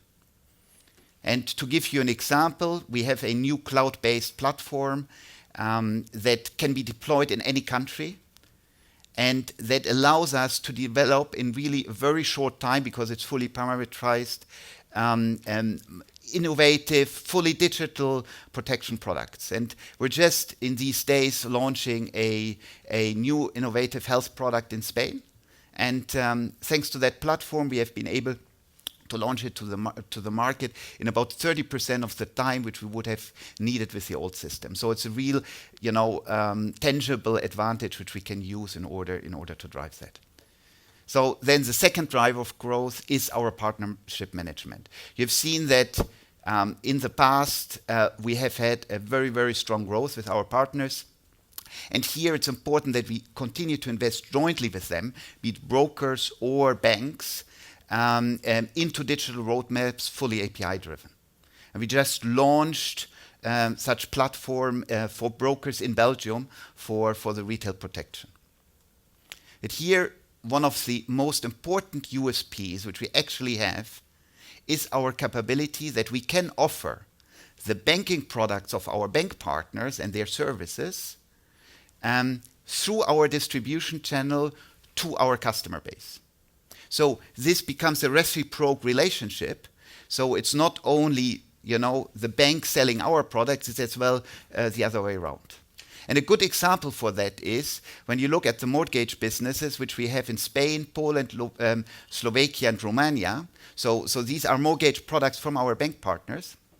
And we've become, in those countries, in those markets, the number one external distributor of mortgages of our partners. So it's really building strategic relationships, which of course is a very, very attractive value proposition. And then another differentiator is that we have built a strong position in sustainable investment solutions. So, for example, we just launched last year in Slovakia the first ESG-driven pension fund. And in just a little bit more than a year, we got more than 35,000 customers, more than 200 million of assets into that fund. And so that's a very nice differentiator to have. So this is about now the third pillar, or the third driver of growth, which is the leveraging and the growing of our own customer base via digitalization. So we have built our own customer base through our agents. These are our customers. It's around 7 million customers, which we have and fully directed towards us. And here we did investments, since several years, and we get now already quite encouraging results and really traction. So in most cases, we have started pilots in one market, and now it's about to roll out those into the other markets. And to give you an example here as well, In Romania and Poland, these two markets have been leading in the digital sourcing of our customers. We have in those markets between 25 to 45% of our new business is already digitally sourced for our own customer base. And this initiative is now being rolled out, and the objective here is in 2024 to have 50% of our business is digital sourced.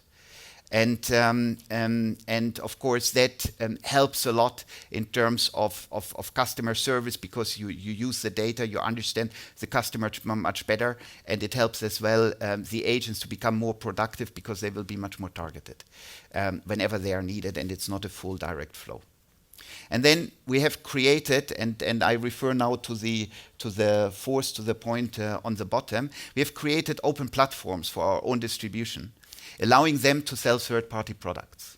An example of how we do that is in Slovakia, where we have brought 70% of a broker portal, and we will transform now our tied agent organization into a broker organization. And that broker organization then will use the services of that portal. And that means that we give our customers and our ex-agents basically access to the products, to all products from all providers in the markets, while at the same time, we can leverage that technology from the portal, and we don't need to invest and to build it ourselves. Yeah? And so these are the three drivers of growth which I showed to you: protection, partnership management, and the leveraging and growing of our own customer base via digitalization. And that will be the fundament for the future. I'd like to give you a short update on where we are with the acquisition on MetLife. So the integration is going fully according to plan. We have actually been able to close the business in Greece 3 months earlier than what we had originally expected and planned for. In Poland, just on time. The teams are now already working together from the two companies. You can do that really after the closing of the deal, and they are now preparing for the legal mergers, which are going to happen beginning of next year. So therefore, we're really confident on the OCG guidance which we gave to you, to fulfill that and to be really on top of that. So that is just a few words on MetLife. And now, given the macroeconomic environment, of course, you'd be interested in a short assessment how that macro environment affects our businesses. And here, we expect that, and I think David and Annemiek both mentioned it, that our new business will be impacted by the higher rates. First, through the higher technical discount rate, so that's a technical effect. And then, of course, by the lower disposable income of the households in the short terms. But that is really short term, because medium to long term, we see the inherent market growth, we see the continued productivity increases that we have in sales, and the progress we made through all our investments in leveraging our customer base. So medium to long term, we see it back to a growth which we are used to, which is double digit. And on OCG, so OCG in international is resilient and will be growing. And that will be, in the short term, supported by the higher investment returns, the renewals from the new business in the past. And then the new business growth then will continue to be the key driver in the mid to long term. That's how we see the effect. So it's a very limited effect on our business, and that's why we're so positive about the growth opportunities which we will have. So now let's go to Japan. Yeah, I've shared with you at the beginning how Japan contributes to the group. So in Japan, it's really a rapidly changing market environment in the SME space with quite attractive opportunities. So we see in the market, and you see it on the table there, we see in the market growth and protection, and in the category of long-term financial solutions. And then the short-term financial solutions, which have been kind of a major pillar of volumes in the past, so those are trending down. And we have been leading the protection space with double-digit growth rates in the past, and we plan to extend and to drive the growth to higher levels going forward. And as mentioned before, it's a highly profitable business, very, very attractive margins, with double-digit IRRs, and in a country where risk-free rates are still close to zero. And so that is on the protection side. And then we plan to enter into the long-term financial solutions in addition. We considered this segment now more attractive than before. There was very much determined in the past by traditional profit share products, and we see now variable products getting more and more traction, and that for us makes that segment much more attractive.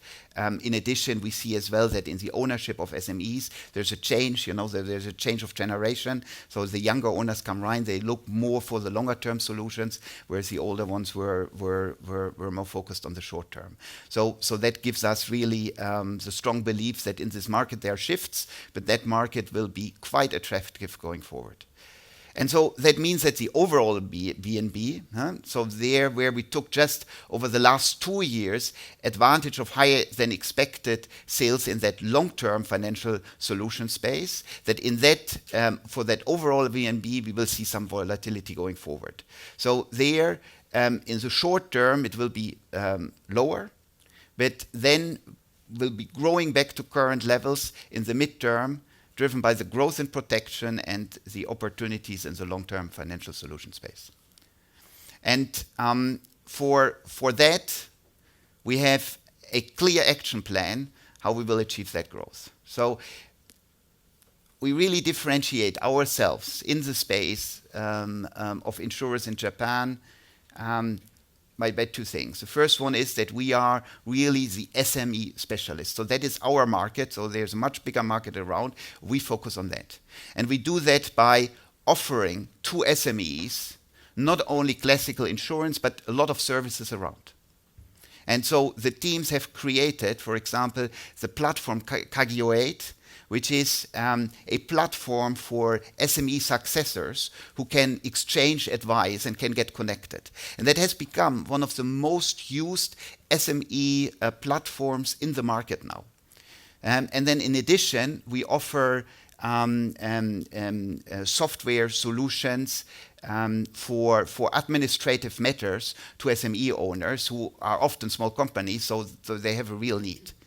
So we do all of that in direct contact with the SME companies, instead of going through the broker. So that means that our name, our brand, is very, very known now in the SME segment, and of course that builds trust over time. And with that, even though we work with brokers and with banks, we have our position very, very clearly defined in that market.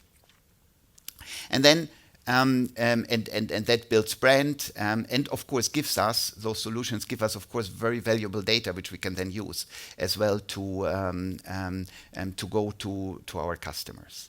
And then compared, the other differentiator is really that compared to the very traditional hierarchical companies we see in Japan around, that we are able to get quicker and faster to the customer, and that with customer-centric really solutions. And one example which I show here is a living benefit product which we just launched in 2019, and in only 2 years, it reaches already a 15% of all protection shares and 10 million of VNB, which is for a new product quite amazing. But the advantage is if you're customer-centric, if you're first, that is where you get to. And so that is our action plan going forward. And when you look then at the OCG target, the target which we have set ourselves is 125 million OCG, and that is when you start from a normalized level in 2021, actually 5% growth rate year on year. And that is, as always, mainly driven by the strength of the in-force book, which we have built over time. And then, in addition, of course, the new business then will be the driver for the mid to the long-term OCG growth, a little bit similar to Europe. So this is our story on Japan, and let me now summarize. So you saw that our 2023 targets we already essentially met in 2021. You see me very positive on the continued growth in Europe based on the inherent market growth and the strategic actions which we are taking, and that despite the the impacts which we expect from the macro environment. Important is that the protection products in Europe and the protection products in Japan, they all have in common very, very attractive margins, which really makes it worthwhile to invest as much as we can into a growth in those segments. And altogether, with that, international businesses are set to deliver the mid to high single-digit growth in NN Group. Thank you for your attention.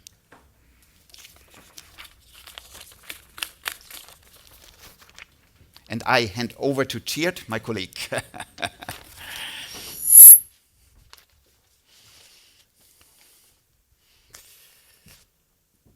So, that is the most exciting introduction I've had in a long time. So,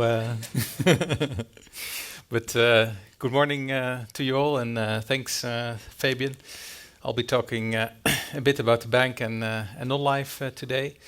So. Last time I talked about my passion for cycling and what it takes to win. It's always some hard work and efforts, teamwork, the right technology, using data. And yeah, I stand here proud today that we've really delivered on that in recent years, and I'll talk about that a bit later in the coming slides. And when I look ahead, I indeed see again an exciting race. The usual hills. For the ones that love cycling, I think hills are fantastic, but also unpredictable weather. When there is unpredictable weather, it's about being part of the right team, being fit, being prepared. And that's in a nutshell the story that I have for you today. So if I go to the first slide, we are the market leader in non-life, of course also the market leader in life, and Leon will talk about that later. So we have a very good starting position. We believe we can further benefit from the scale that we have in the Netherlands in both of these businesses. And we have increased the target for non-life to 325 million. It came from 250 in the last Capital Markets Day. And we've also increased the target for the bank from 70 to 80 million. And I'll explain how we get to that in the specific slides for the bank and for non-life. So let's move to the track record. So I'm very proud to say that non-life has delivered all of its targets ahead of plan. Now, that may sound easy to some of you, but when you do an integration of Vivat and Delta Lloyd, you're rationalizing product portfolios, you're migrating systems, and you want to keep your talent in the midst of a war on talent. You want to keep your brokers and your customers happy because you want to retain the volume that you have, plus you want to improve margin. That is actually quite a difficult task, and I'm proud on what they achieved on the combined ratio, the admin expense ratio, completing the Vivat integration ahead of plan, and also strategically extending the position both in distribution with Heinenoord, but also on the HES side, which is the services side of the DNA business, at the same time. Now, the bank is on track to deliver its ROE target for 2023, and the CI ratio of the bank is higher, as was flagged in previous Capital Markets Day, due to the investments we do in digitization, but also in strengthening compliance. Now, I have two examples for you today on the strategy. So the first one is about sustainability. Now, sustainability, if you look at the theory, we follow, of course, the PCAF methodology, which is still under development, but what we know of it today is what we follow. And this typically starts with estimating your CO2 emissions of the non-life business, so it's related to underwriting portfolio of motor and the buildings that you insure. And for the bank, it's of course very much related to the underlying mortgage book, which is to deal with houses. So then you estimate, based on these model points, your CO2 emissions at a point in time, and you set a target towards 2030 and 2050 with a concrete action plan of how you get to it. Now, you may think this is only theory and this is a regulatory requirement, but actually customers and society really demand this. And this is not just good for them, but it's also good for business. So what we do on the non-life business, for instance, on motor, already there 65% of the business there in claims is through repair rather than replacing things. But we also help our clients in electrifying car fleets, and we also look at new risks that the energy transition brings, such as recycling plants. So we visit them, we look at what they have in place, and these are new risk opportunities that we can also add to the underwriting portfolio. Now for the bank, it's of course about helping these clients to make their houses more sustainable. So on average, we have a system of energy labels in the Dutch market. So A is better than C. So on average, we want the mortgage book to move from C to an A level. And we help clients by insulating their houses or by installing heat pumps. And that is, of course, good for clients because it lowers their energy bills, but it's also for a sustainable mortgage book to have, let's say, a much more greener underlying house portfolio is also healthy for the business, healthy for the bank balance sheet, and of course also for the balance sheet of the other companies that carry mortgages. Now, the second example that I have is on digital transformation. So here, what we do typically is first and foremost, we invest in talent. It's people and talent that really make the difference in the digital transformation.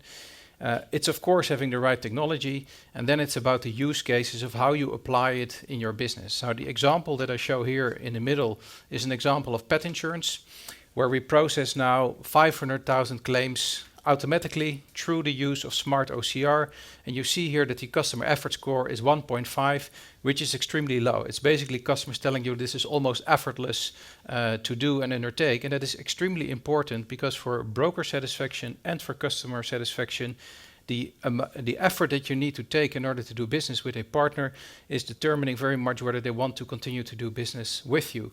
Of course, it also helps in lowering cost. And if you do this, not just for pet insurance, and our strategy, of course, to do this at scale in all of the different interactions that we have with customers and brokers, you see the increasing trend of broker satisfaction, where already we are above market average in broker satisfaction.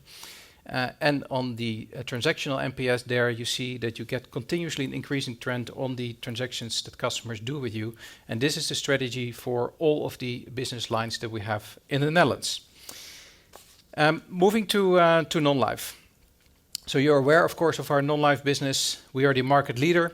We have a strong distribution position. So we have 4 out of the 5 largest banks in the Netherlands. We have a bank insurance partnership with. Very strong in broker, number 1.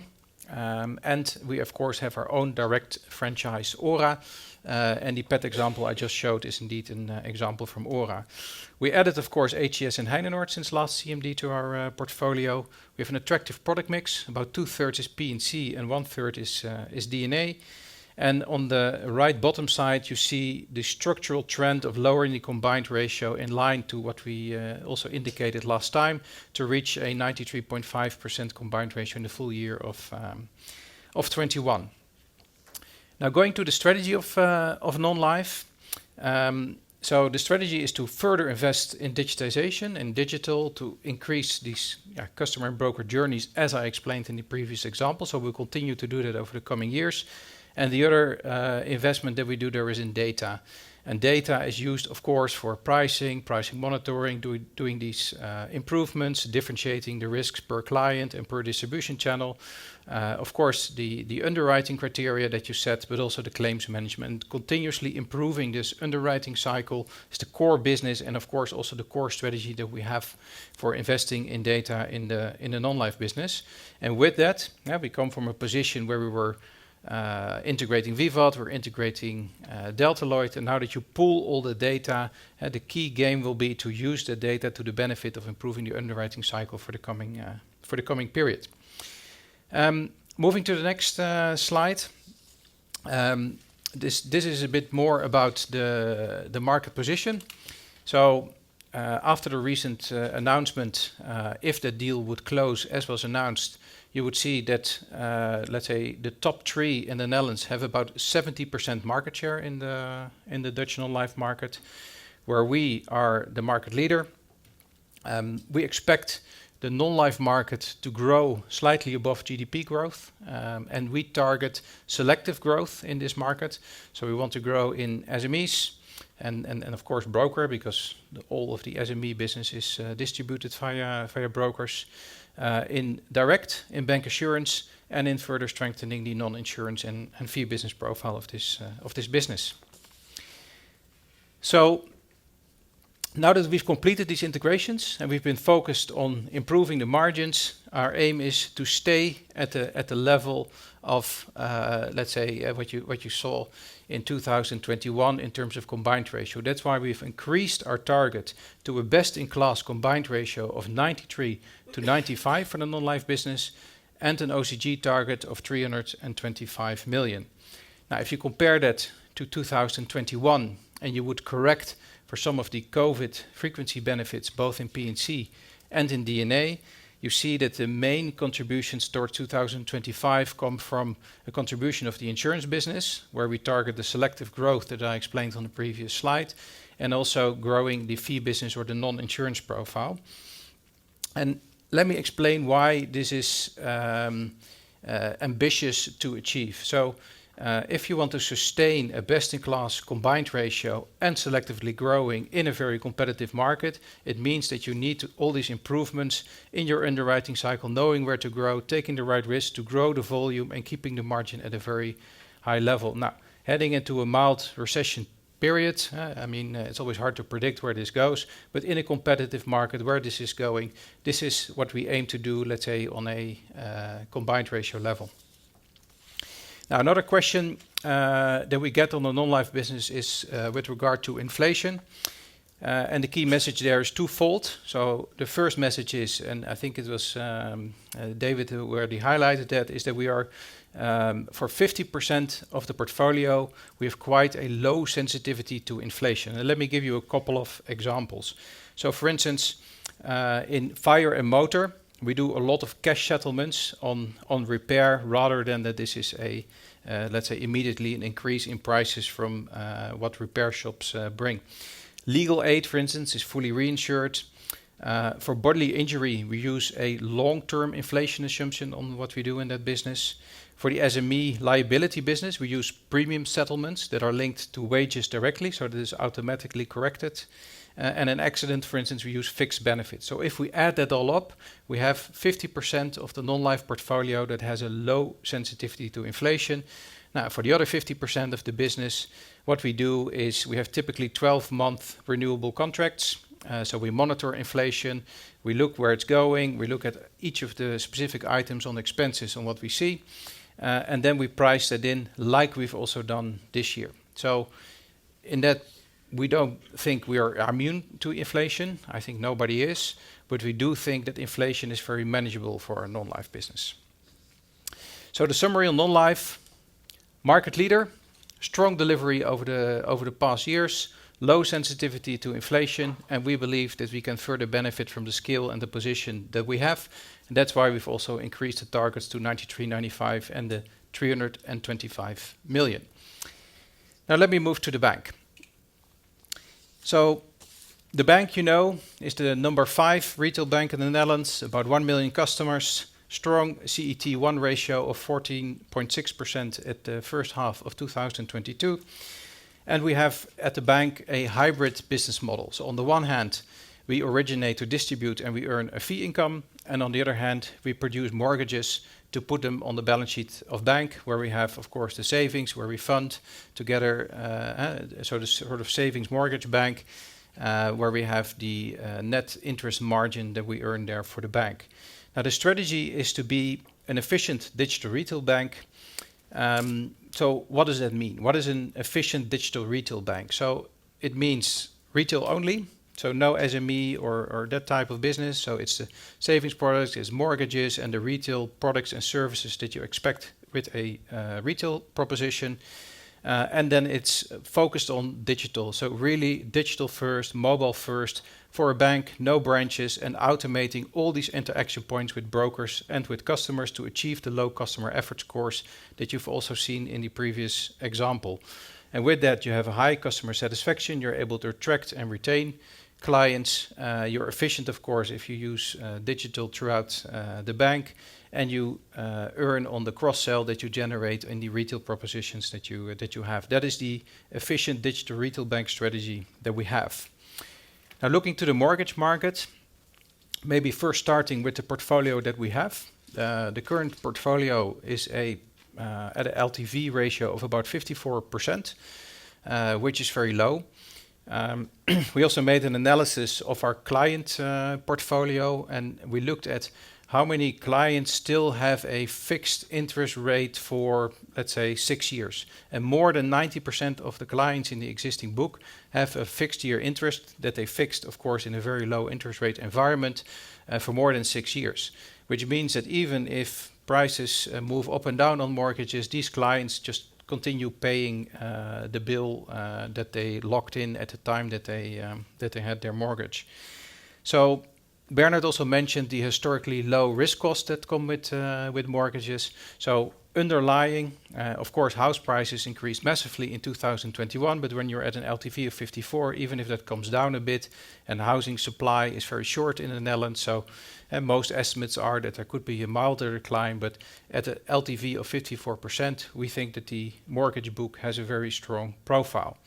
Now, the dynamics have, of course, shifted. So in 2021, we had long tenors, a lot of prepayment, a lot of new business, and a lot of wholesale appetite from long-term investors, both externally but also internally, and that has now shifted over the recent sort of 6 months into an increase in the interest rates. We've seen less wholesale appetite, less prepayments compared to 2021.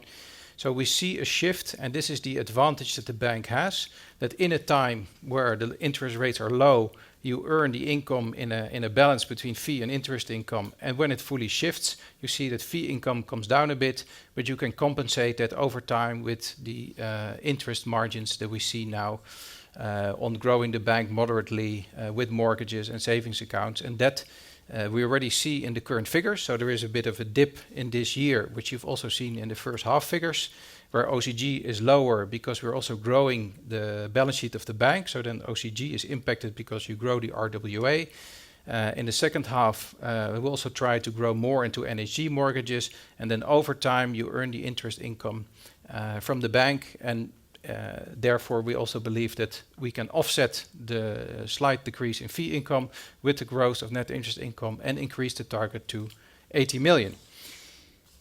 Now, that is also the story that is reflected here on the slide, but then more in numbers. So we've corrected the 2021 numbers for the sharp increase in house prices. And if you would take that as a starting point, you see that towards 2025, growing the net interest income with the reduction of fee income compared to 2021, where there were a lot of prepayment penalties and high fee income from wholesale investors, that we can grow the target to 80 million. The ROE stays above 12%, which is very healthy. And the CI ratio, we continue to have the target to be below 55, where in the coming year we continue to invest in digitization, so that will still stay at a higher level than the 55%. But the target for 2025 is to be below the 55% cost-income ratio. So let me try to summarize. So I talked a bit about cycling, about the exciting race that we have ahead. And I hope that with the story that you've heard here, you also see that we are fit and prepared for that race. We have a strong track record. We have a leading position in the Netherlands. We can further benefit from our scale. And that's why we've increased our targets for non-life to a best-in-class combined ratio of 93 to 95. The OCG to 325 million. And for the bank, an increase to 80 million in 2025. I hope you enjoyed the story. I now hand the floor to my other favorite colleague in the Netherlands. We're only with the two of us, I know. But Leon will have an even more exciting story to bring for you than myself, and I look forward to receive your questions and answers later. Leon, take it away. Thank you for the introduction, Tjeerd. And thank you for raising the bar. Good morning, everyone. Last time, when I presented the Capital Markets Day targets for 2020, and I presented the life strategy, I was just appointed in my new role. And today, 2 years later, I'm really proud to present the results we have achieved so far. And during my presentation, I will explain how Netherlands Life will generate sustainable operating capital generation from the in-force book and from growth in defined contribution pensions.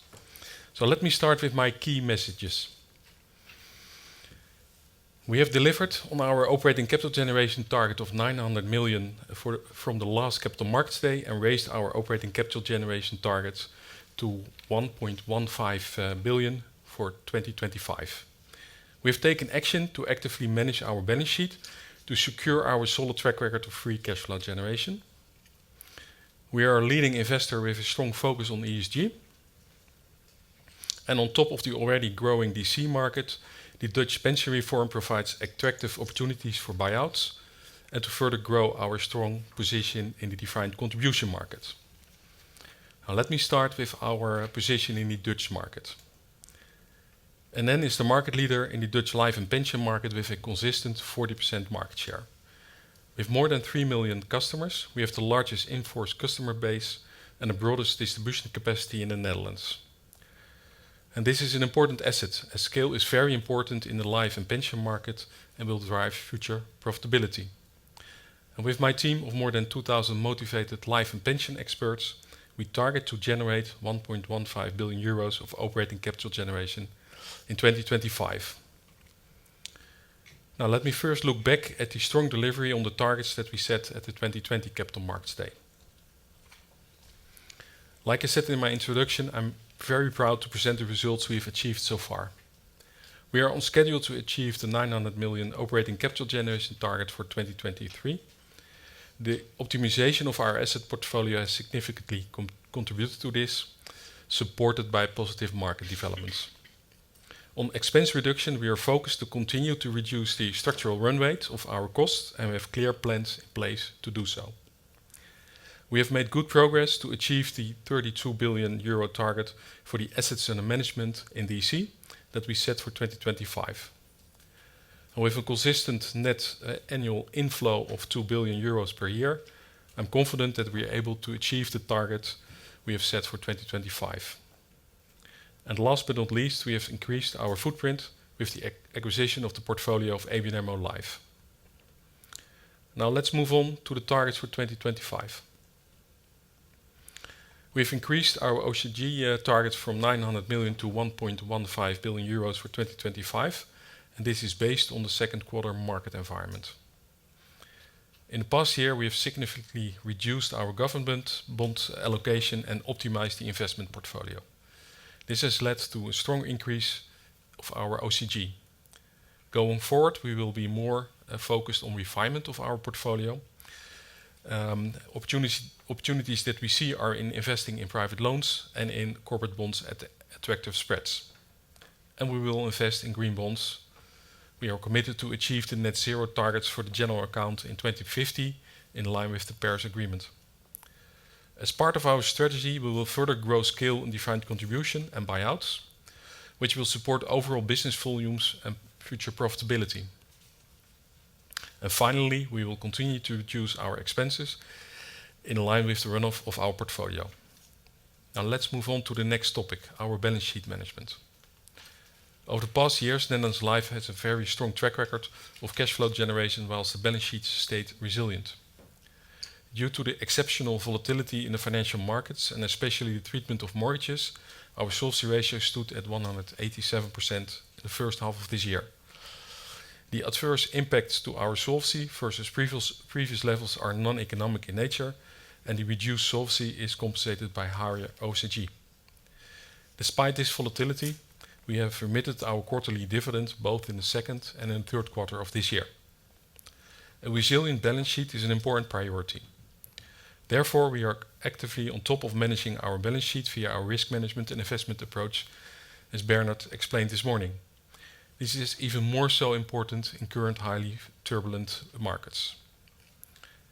We have been paying stable dividends over the last years, and going forward, we expect to maintain a stable and sustainable remittance pattern.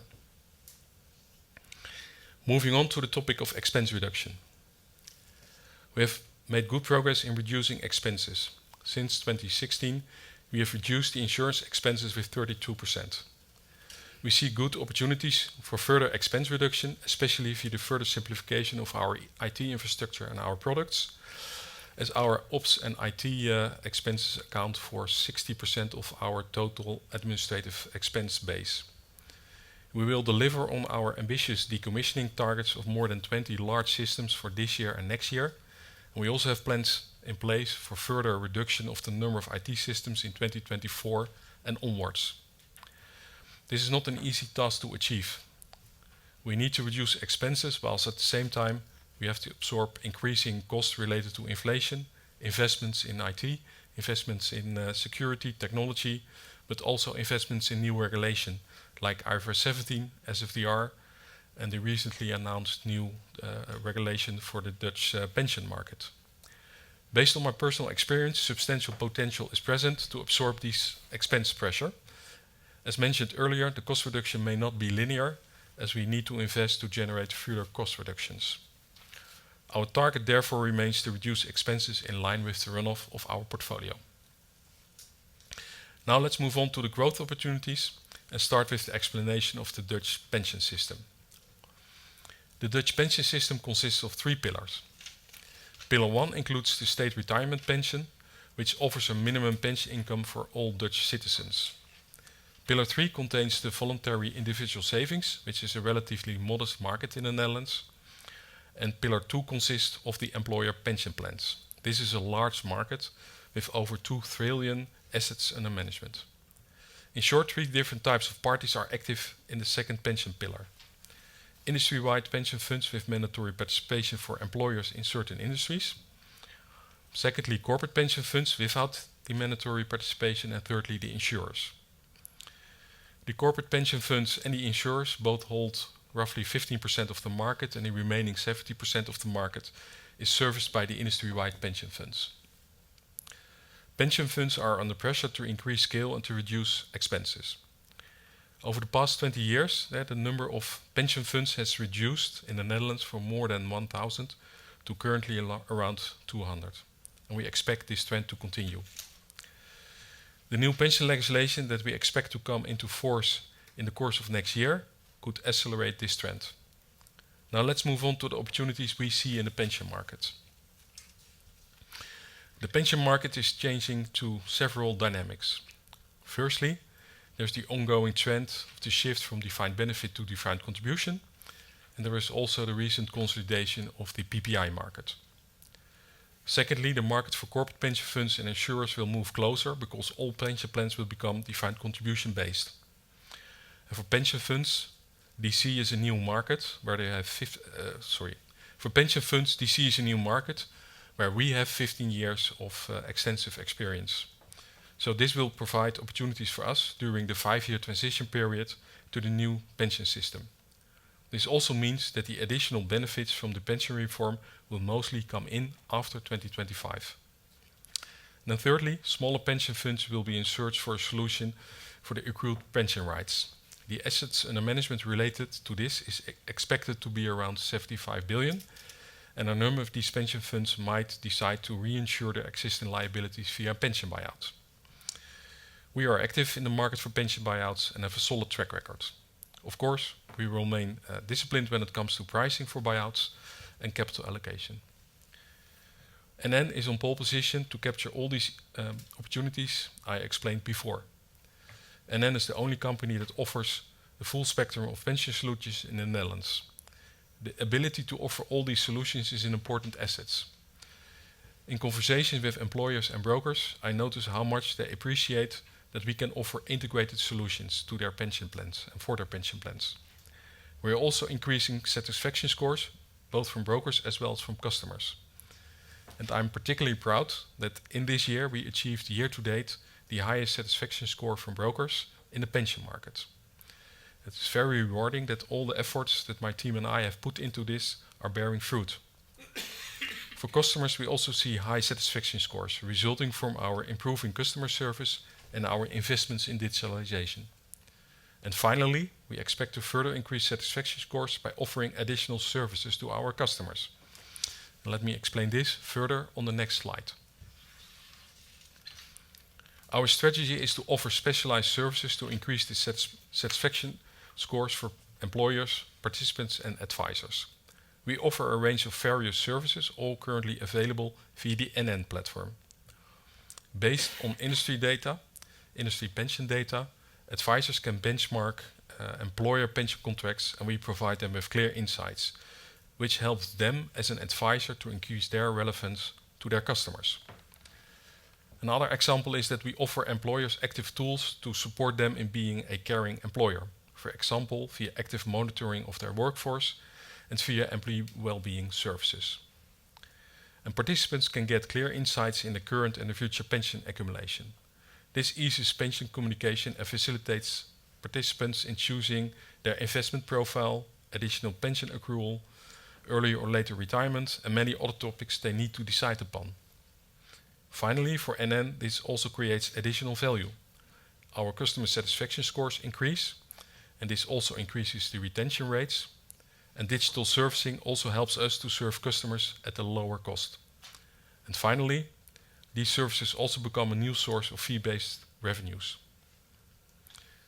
This brings me to how we increase the profitability of defined contribution pensions. Defined contribution is a true scale game. Our strong position in the Dutch pension market is built upon two different propositions. One proposition via the NN label and one via BeFrank, our PPI. And both propositions have comparable features, but they target different market segments. Our strong position is built upon our high retention scores of more than 90%, the unique combination of products and additional services I mentioned before, and our solid investment performance of our DC lifecycle funds. Also, ESG is an integral part of our fund range offering. Most of our defined contribution investment funds are light green. In addition, BeFrank offers a dark green lifecycle with impact investment funds. And I expect that the new partnership with GSAM will broaden the range of high-quality fund offering to participants. With the increasing scale, we expect to achieve our targeted operating margin of 15 to 20 basis points over the assets under management in 2025, which is targeted at 32 billion. And the growth of the assets under management in DC will continue also after 2025 to a comparable level as our current defined benefit portfolio. Before wrapping up, I want to share one more topic with you. Earlier this year, we acquired the life insurance portfolio from ABN AMRO Insurance. The rationale of this transaction was clear. The transaction adds additional volume, resulting in economies of scale. We have the ability to realize capital and expense synergies, and we can increase the return of their existing asset portfolio by migrating them to the NN strategic asset allocation. Combined, this will result in an attractive double-digit IRR. And from the experience that NN have gained from doing similar transactions, such as the integration of Delta Lloyd and Vivat Non-Life, I'm confident that we will complete this integration swiftly and successfully within 1.5 years. Now to wrap up my presentation. Today, I've explained how I expect that NN Life will continue to generate sustainable operating capital generation in the long term. We have increased our operating capital generation target for 2025 to 1.15 billion euros. With our risk management and investment capabilities, we actively manage the balance sheet to secure our solid track record of free cash flow generation. NN Life is a leading investor with strong focus on ESG, and we are well placed to capture the opportunities in the pension market. With that, I would like to conclude my presentation. Thank you for your attention. And I now hand over to Ruben for the next Q&A round, I think. Yes, correct, Leon. Thank you very much. Also, thank you, Fabian and Tjeerd, on these insights on your businesses and the opportunities you see going forward. So indeed, now it's time to move over to the second Q&A. So I see already a lot of questions intended to be asked, so that's very good. Maybe we can start with where we almost left the first Q&A. So maybe Jason, you could start this round. Please wait for the microphone, and if you can also please limit your questions to 2, that would be much appreciated. And then take it away. Okay. Jason Galambousa, ING. The first one is on Insurance Europe. The growth is 9%, but if you look at it, if you take out MetLife, it's a bit more of a pedestrian if you want 5%. So do you think that this is a reflection of the growth that potentially you have in Insurance Europe? And how much cautiousness do you put in there for the current macro situation? So if you go a little bit beyond, do you find that this 5% is a cautious and that could be expanded?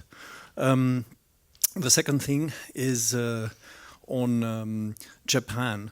I was just looking, what is the number for you have morbidity effects, etc., on the OCG as non-recurring? And that's a generic question also for non-life and bank. Can we have the numbers, the adjustment numbers on 21, so that we know at least from which basis we are starting from? Thank you. Okay, thank you for your question. So Insurance Europe, we guide to a mid to high single-digit growth. So when you speak about the 5%, which is actually 6%, but that is, at the lower range of what we would expect in the medium to long term. That's how we see it. There is, of course, we reflect the current recession in our plan. That is reflected. I think it's nevertheless it's the best estimate of how we look forward. And then on the Japanese normalization of 2021, I think if you start with a base of around 103. 105, that's a good base to start with.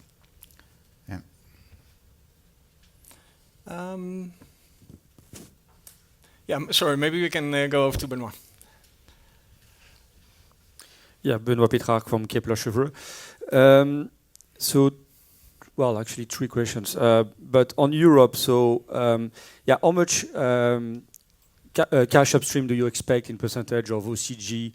Over 2022, 2025 on average. That would be question number 1. Number 2 is on M&A. How do you see? Where do you see M&A opportunities potentially in Europe? And the third one is actually on the bank. A couple of questions here. I mean, how do you see the pricing of deposits going forward in the Netherlands? The pass-through rate. Do you expect discipline or maybe a bit of competition on that side? How much loan growth do you expect going forward?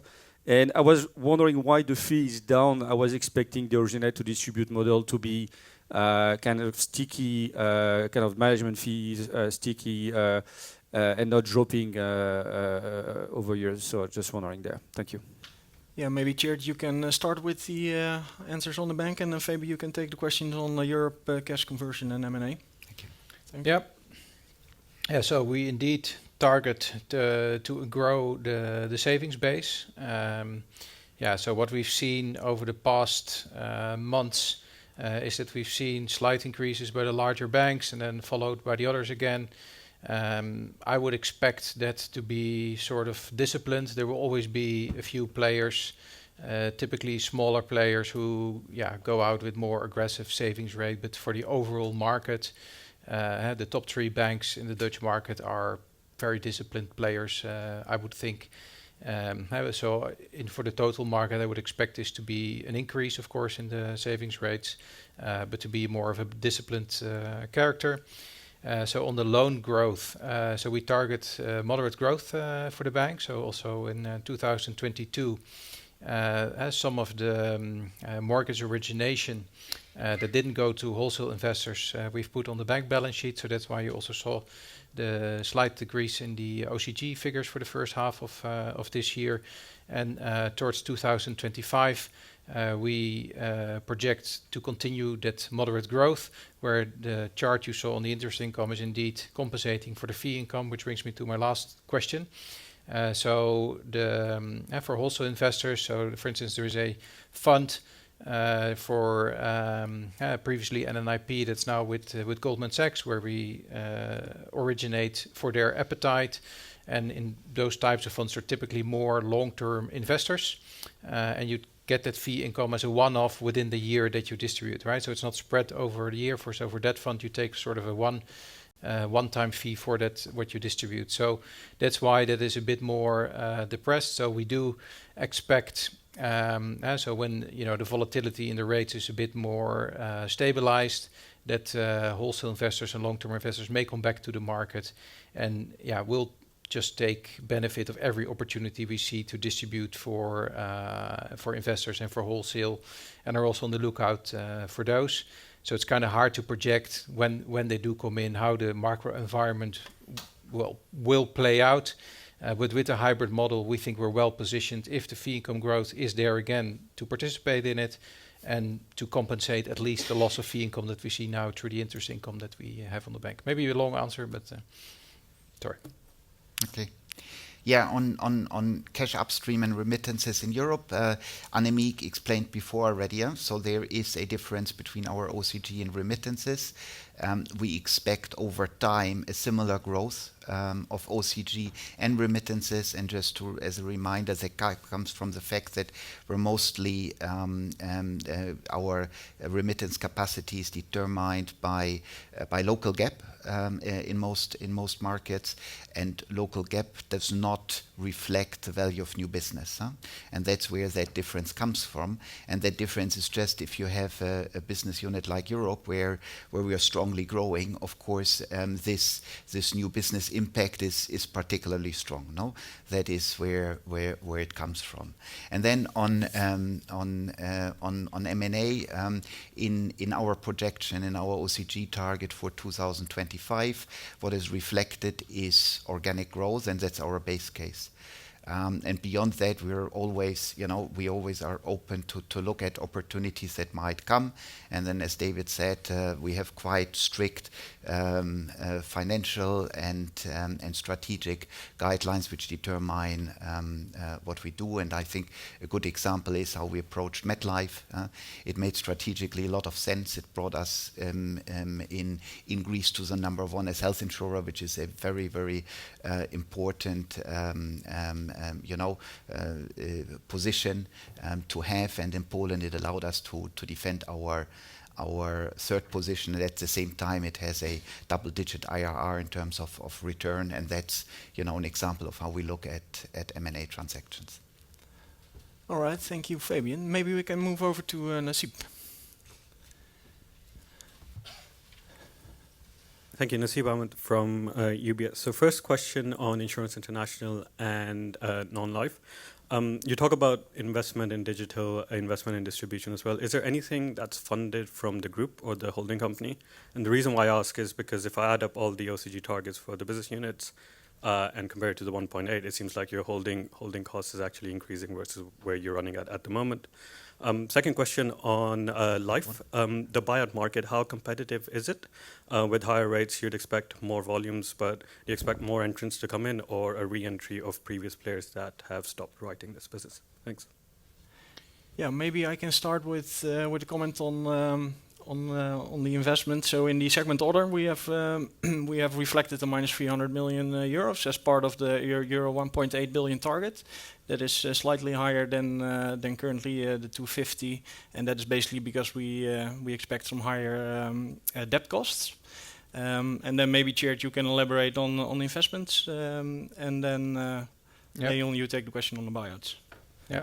Now, it would be great if the group would fund my investments, but unfortunately, I'm held accountable to, of course, invest through the expense line into digitization, and have also the benefits in the operating result and the combined ratio. So it's included within my own business, and there's no projected M&A in the target of the insurance business. So we don't project that as part of the plan. It's an organic base case. Yeah, same for me. There's no preferential treatment here. Yeah, and Nasib, your question on the buyout market. Buyouts are by nature very price competitive, so it's indeed a competitive market. Main competitor currently is Athora, with their label Zwitserleven. And what we expect that so the consolidation trend I explained, currently at 200 pension funds in the Netherlands, general expectation that it will be lower than 100, somewhere between 50 and 100 pension funds remaining.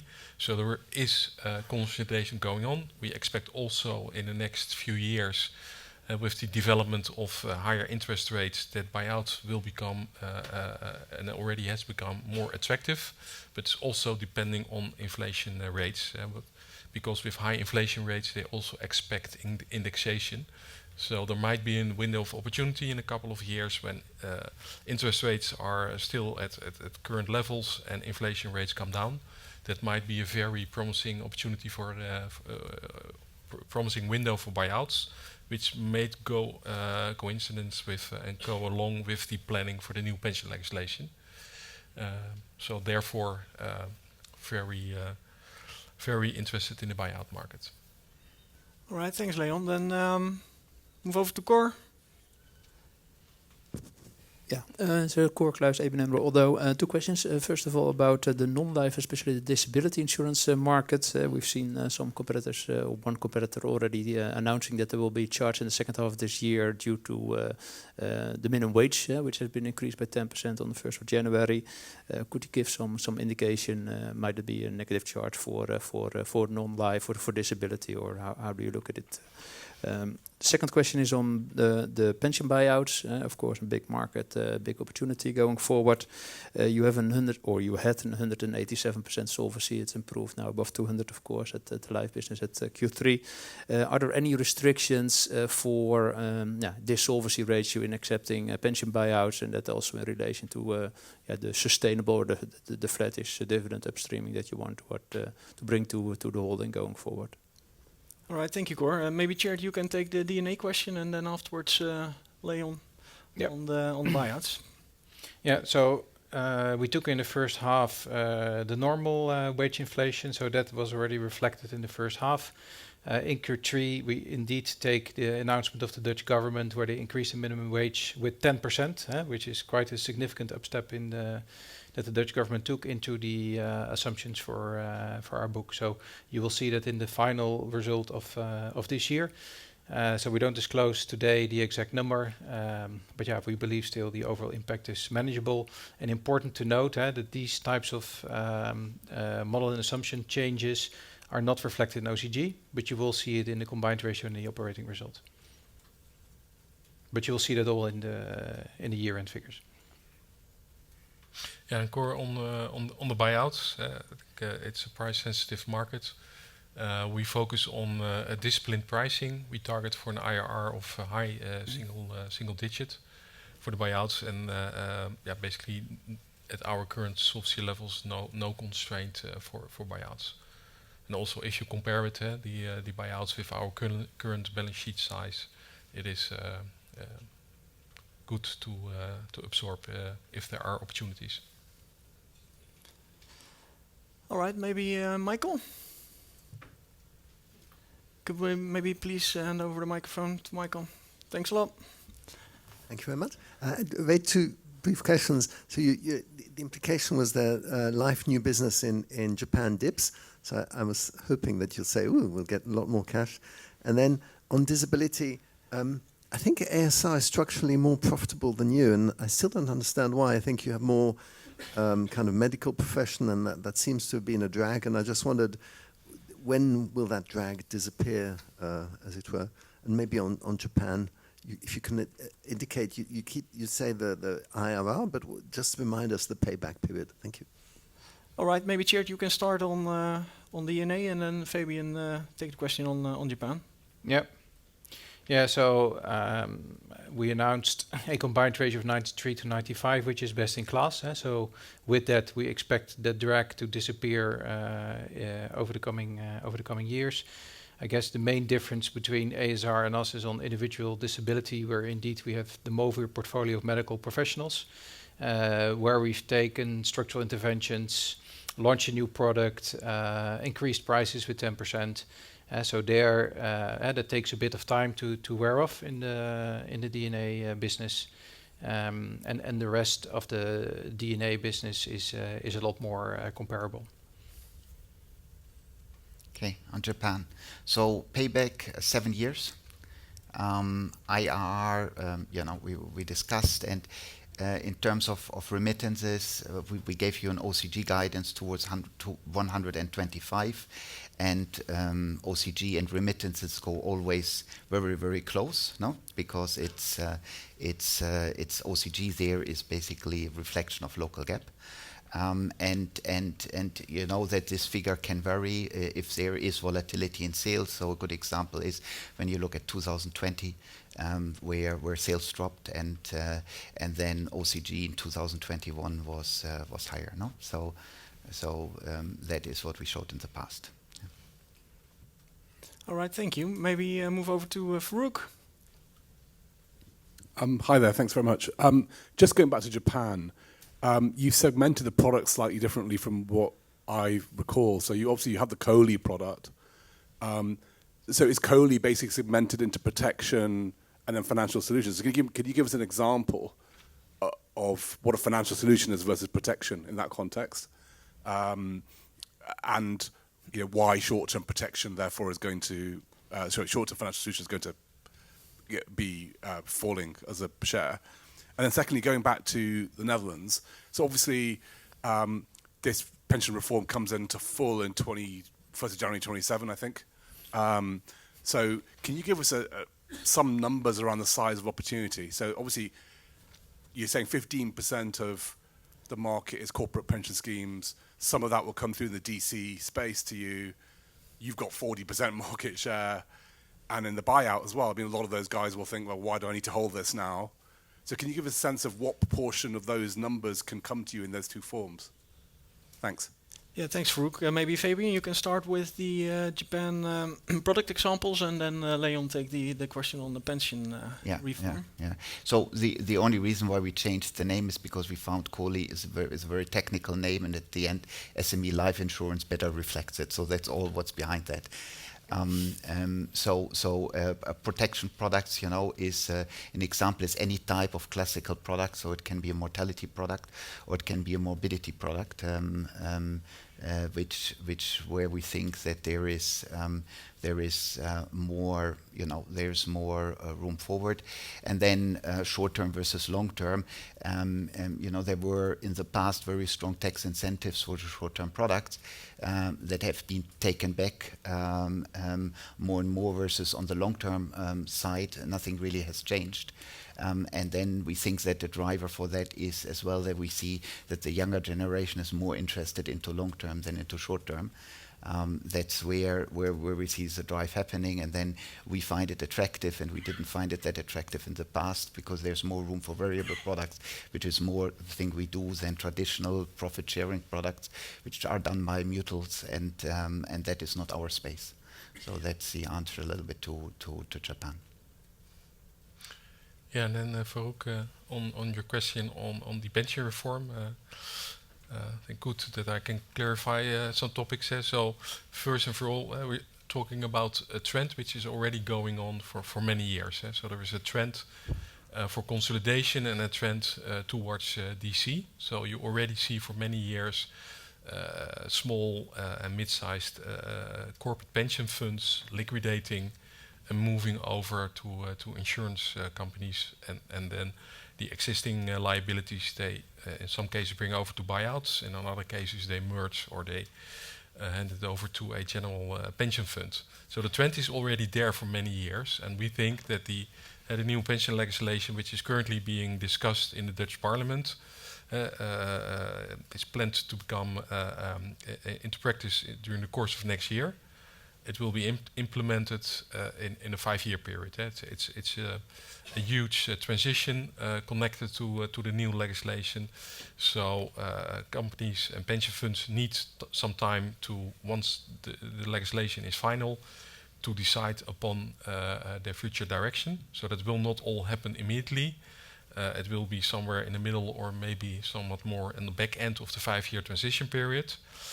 And there the opportunities will arise. If you take the buyouts, a general expectation is that the limit of pension funds which are too small to continue themselves is around 4 billion euros assets under management.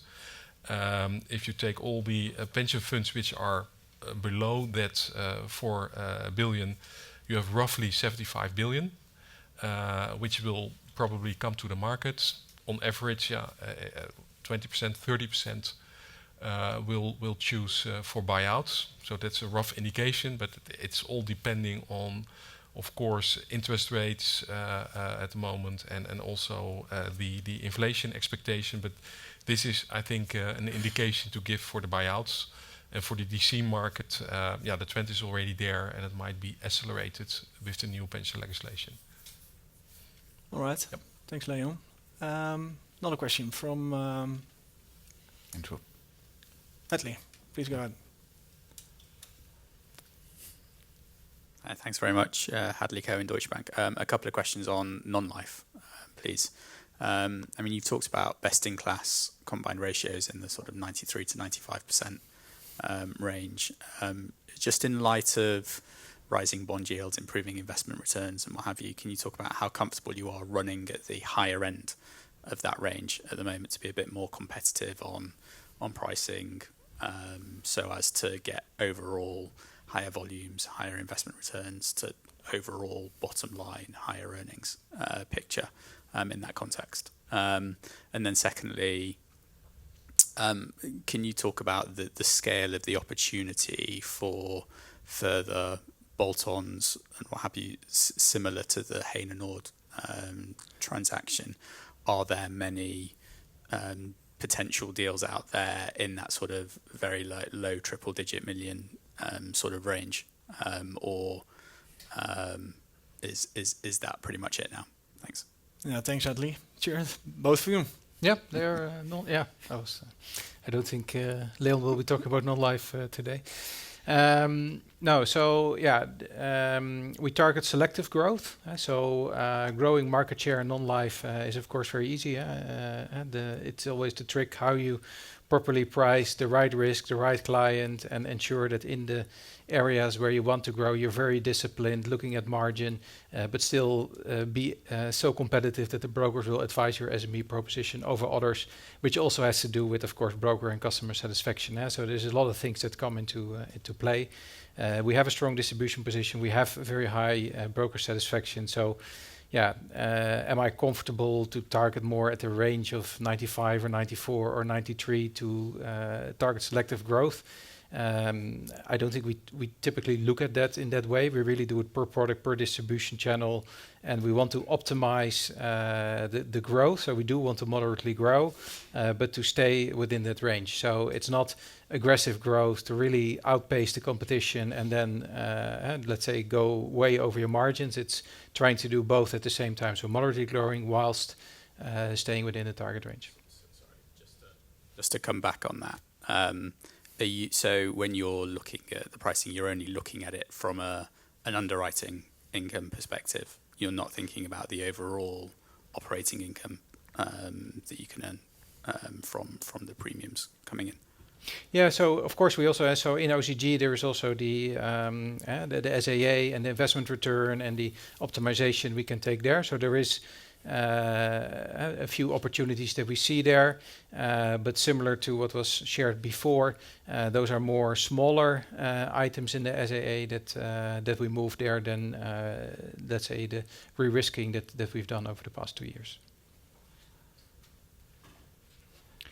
And that was the... Yeah, and then on any bolt-ons... Oh, yeah, on the sorry. market. Because the second question. Yeah, so the second question on Heinenoord. So there, when we announced the transaction, we did announce that we also want to target further growth. Those would typically be smaller acquisitions, only at the right price and the right case to further grow the distribution proposition that we have with Heinenoord en Zicht. So the 11 transactions that we announced was a total price of below 25 million, to give you an indication of what is a smaller transaction. So it's more immaterial to the group. Yeah, maybe with an eye on time, maybe last question from Andrew. Please go ahead. Great, thank you. Andrew Baker, Citi. So I guess one's a follow-up to Hadley's question on the non-life side. So by keeping the combined ratio where it is, you're implicitly saying that you're going to keep all the benefit of the higher investment yield. Do you think competitors will take the same view, or do you think the market will be willing to give away more on the underwriting margin side because of the higher yields? And then secondly, on Insurance Europe, can you just remind me the VNB mix between tied agents, bank insurance and broker? And then if the products sold are different within those channels, and essentially what the VNB margin is by channel, and if there's any material differences. Thank you. Yeah, thanks, Andrew. Maybe Tjeerd, you can start, and then Fabian on the VNB, please. Yes. I'm not responsible, of course, for the competitors, so difficult to answer. I would, from what I've seen in market practice, how we price, how we compete, especially with the large players, we tend to take quite similar views on how we price in the investment yield, the combined ratio, how we look at disciplinedly at portfolio. So the market is hard, so we still see price increases in line with inflation, properly pricing the risk, and of course taking that benefit. But it's also a mature market where it's not coming from a huge increase from under-penetration in insurance, but it's really competing for the same clients, the same business. So in that context, I would say those disciplined pricing approaches and how you look to the yield that you get are quite similar across the large players. And in non-life, there are always smaller players that take a different approach. So there I could see some aggressive players, as we have seen in recent years, but those would be more the exception. Yeah, on the distribution mix. What's for us really favorable is the fact that it's very balanced. So, if you take a normalized year, I would say it's probably 1/3, 1/3, 1/3. But that's the diversification. So that means that, for example, in 2021, banks were a little bit stronger. Going forward, we expect them with decreasing mortgage sales to be a little bit less strong. So in that sense, the good thing is that diversification, and we're really diversified with 1/3, 1/3, 1/3 overall. In terms of products, so we are in some markets where we have only brokers, so there's just one product. In the few markets where we actually broker and agent relationships, typically we tend to have the same products. All right. Thank you, Fabian, Leon, Tjeerd. And also thank you for all your questions. So with that, we can move on to the last section of today, which is on IFRS 17. So for that purpose, I would like to invite on the stage Annemiek, our CFO, as well as Harm van der Merendonk. He is our head of financial accounting. So the floor is yours.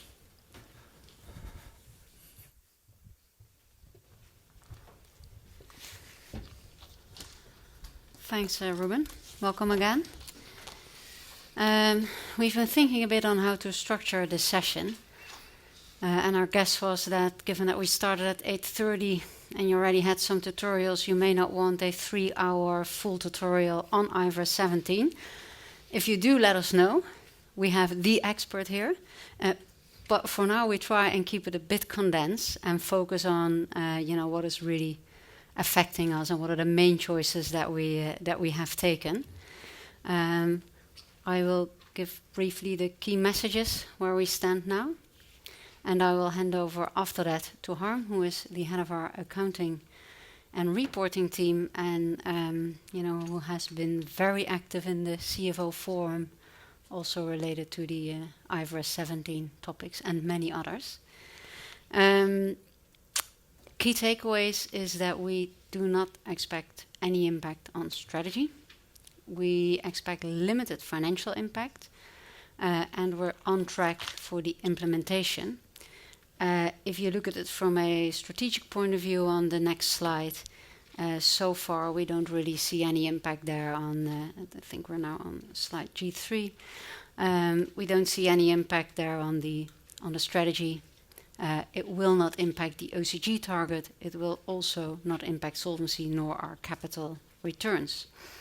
The financial impact, overall, we would expect equity to become more stable, more aligned with Solvency II, and also with our current adjusted equity, which is adjusted for revaluations. The actual impact on equity is very dependent on interest rates, but if you would look at it from a June 30 level, we don't expect that to be significant.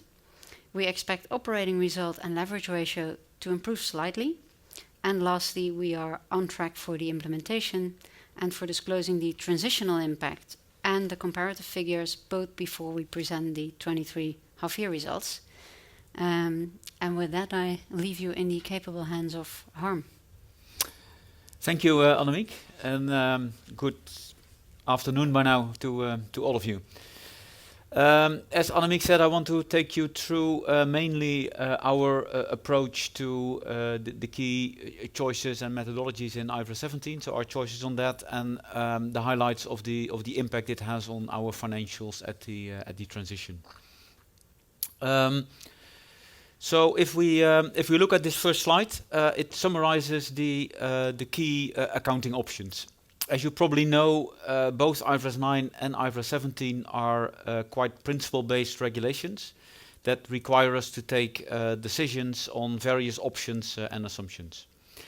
In taking these decisions, we have mainly focused on underlying economics, stability of earnings, and also alignment with Solvency II as much as possible. So firstly, as you can see on the left of this slide, in IFRS 9 and 17 allow changes in financial assumptions, so that's mainly market interest rates and spreads, to be either reflected directly in the profit and loss account or to be deferred in equity, also referred to as other comprehensive income or OCI, which is comparable to what we call currently the revaluation reserves. We will be applying the OCI option for most of our assets and liabilities in the general account. That means that the net impact of interest rate and spread movements will be reflected in equity. This provides a maximum alignment between the accounting for assets and liabilities under IFRS 9 and 17, and it ensures that the net volatility is absorbed in OCI where possible, resulting in more stable earnings under IFRS. Secondly, there are three different accounting models in IFRS 17. We will be using each of the three where that best fits to the underlying portfolios. The default model is the general measurement model, which we will use for the more traditional life portfolios. The variable fee approach is designed for participating business and investment type of contracts, and we will use that for most of the unit-linked type of products. Then finally, there is the simplified premium allocation approach, which is designed for the more simple short-term contracts, and we will use that for mostly the P&C business in the non-life segment.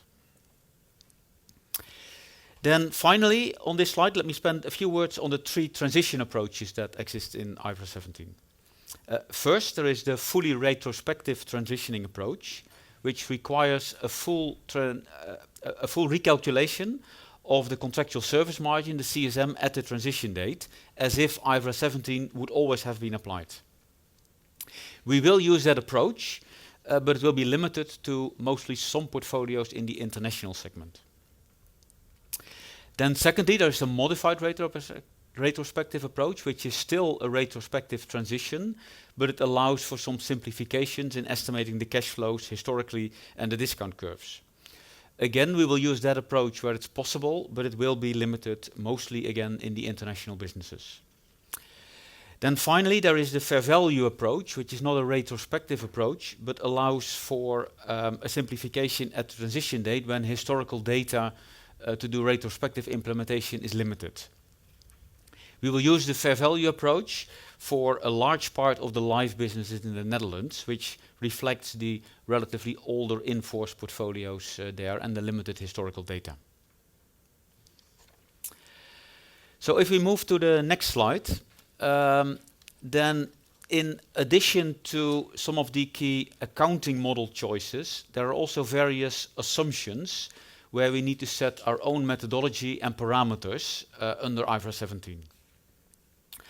Our approach on setting these is to align with Solvency II as much as possible in the methodologies, but for certain specific parameters we deviate from Solvency II.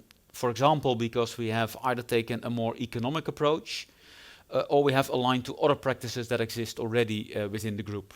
Or sometimes IFRS 17 simply requires us to set the parameters differently. The key relevant assumptions are summarized on this slide. So first, if we look at the best estimate of expected cash flows, actually under IFRS 17 those are very similar to Solvency II.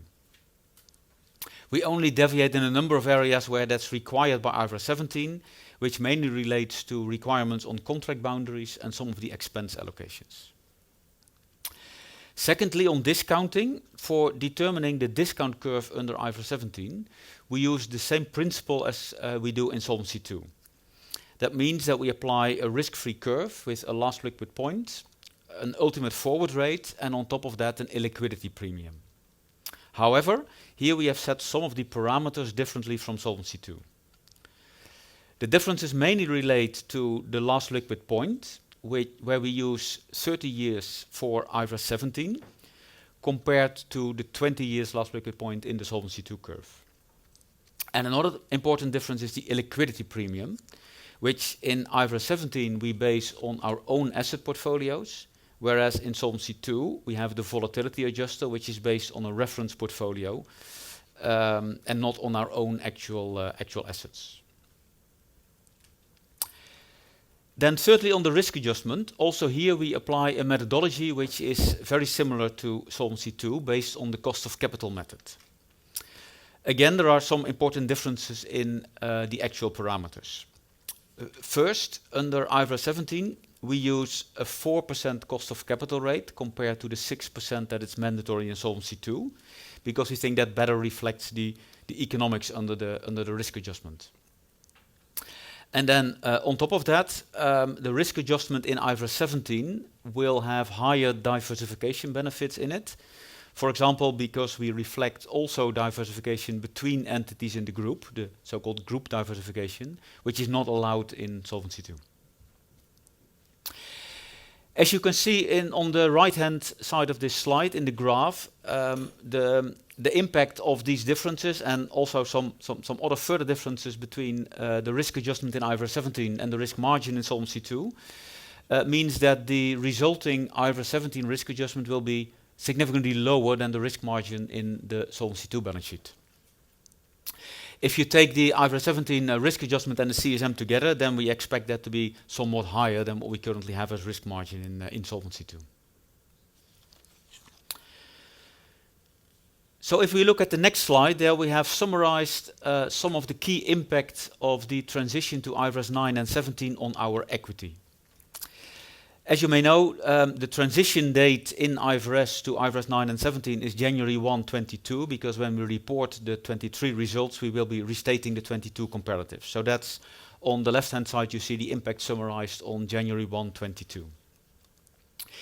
Because on that date, the market interest rates were well below the historical rates on our assets and liabilities, you can see in this waterfall that first we have a positive impact on equity for the asset side, where under IFRS 9 we will be changing the accounting for loans, so mainly our mortgage loan portfolio, from currently amortized cost to fair value under IFRS 9.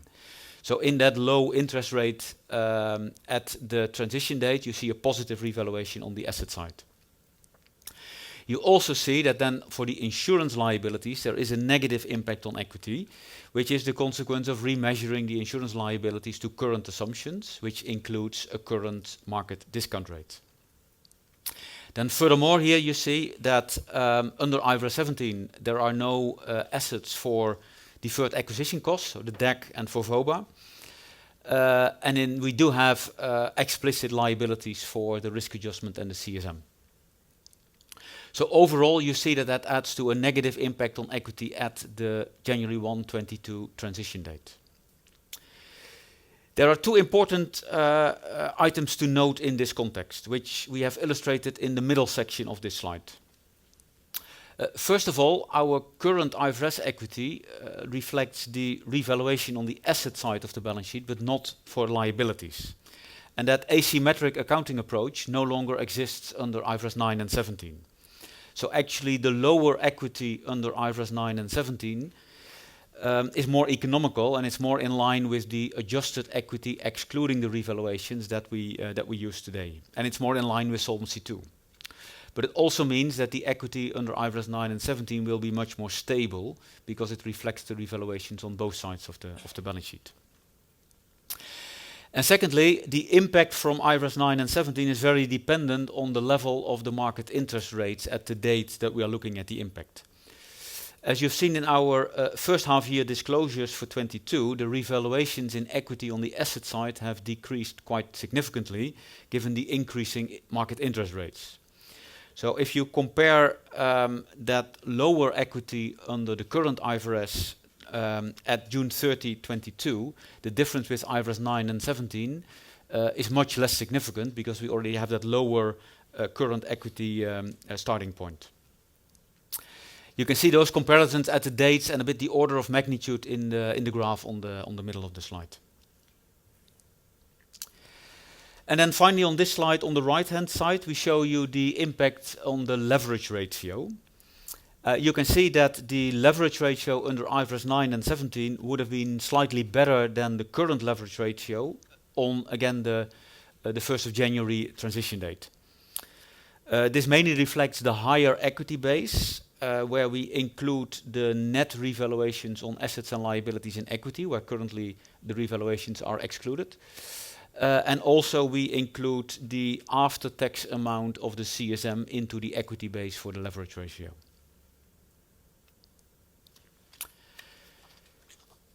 If I then move to the final slide, here we have summarized some insights in the way we will determine and present the operating results under IFRS 9 and 17. You see the revised format of the margin analysis and the operating results in the table on the left side of this slide. It includes what we will call a profit margin, which is mainly the release of the CSM in the P&L. A technical result, which is mainly the release of the risk adjustment, and the result from the P&C business in the premium allocation approach. These three we aggregate together in the insurance result in the table on the left.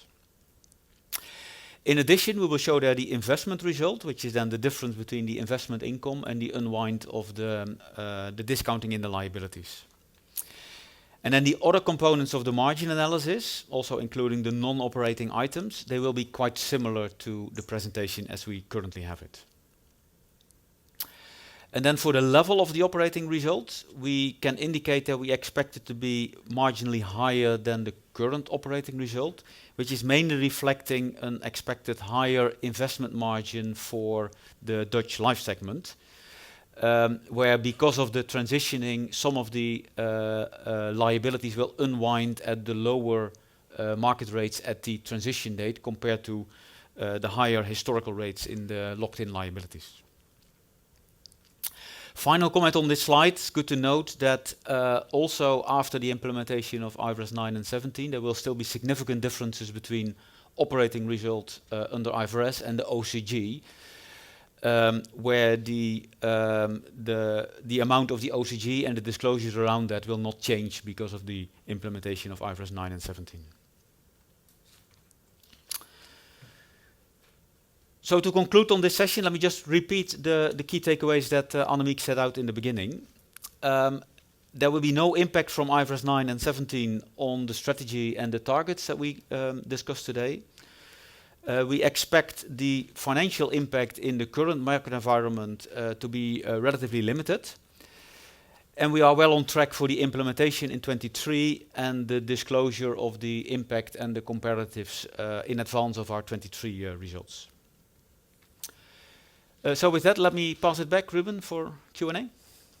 Yes, thank you, Harm and Annemiek. So indeed, let's move over to the final Q&A session of today. And then, on IFRS 17, so all the questions you would like to ask, the opportunity is now. So maybe start with Nasib on the right. Please go ahead. Thanks. So, firstly, on Dutch tax implications, are there any from move to IFRS 17?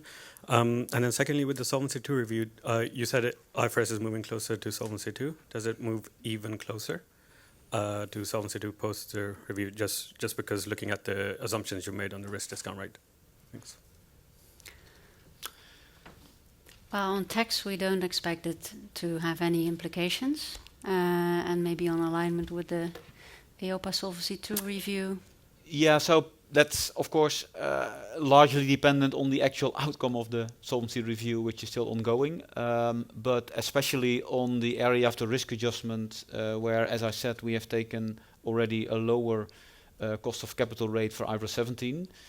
If the outcome of the Solvency II review is moving in the same direction, then yes, IFRS 17 and Solvency II will be even more closer together. Next question, maybe from Farouk.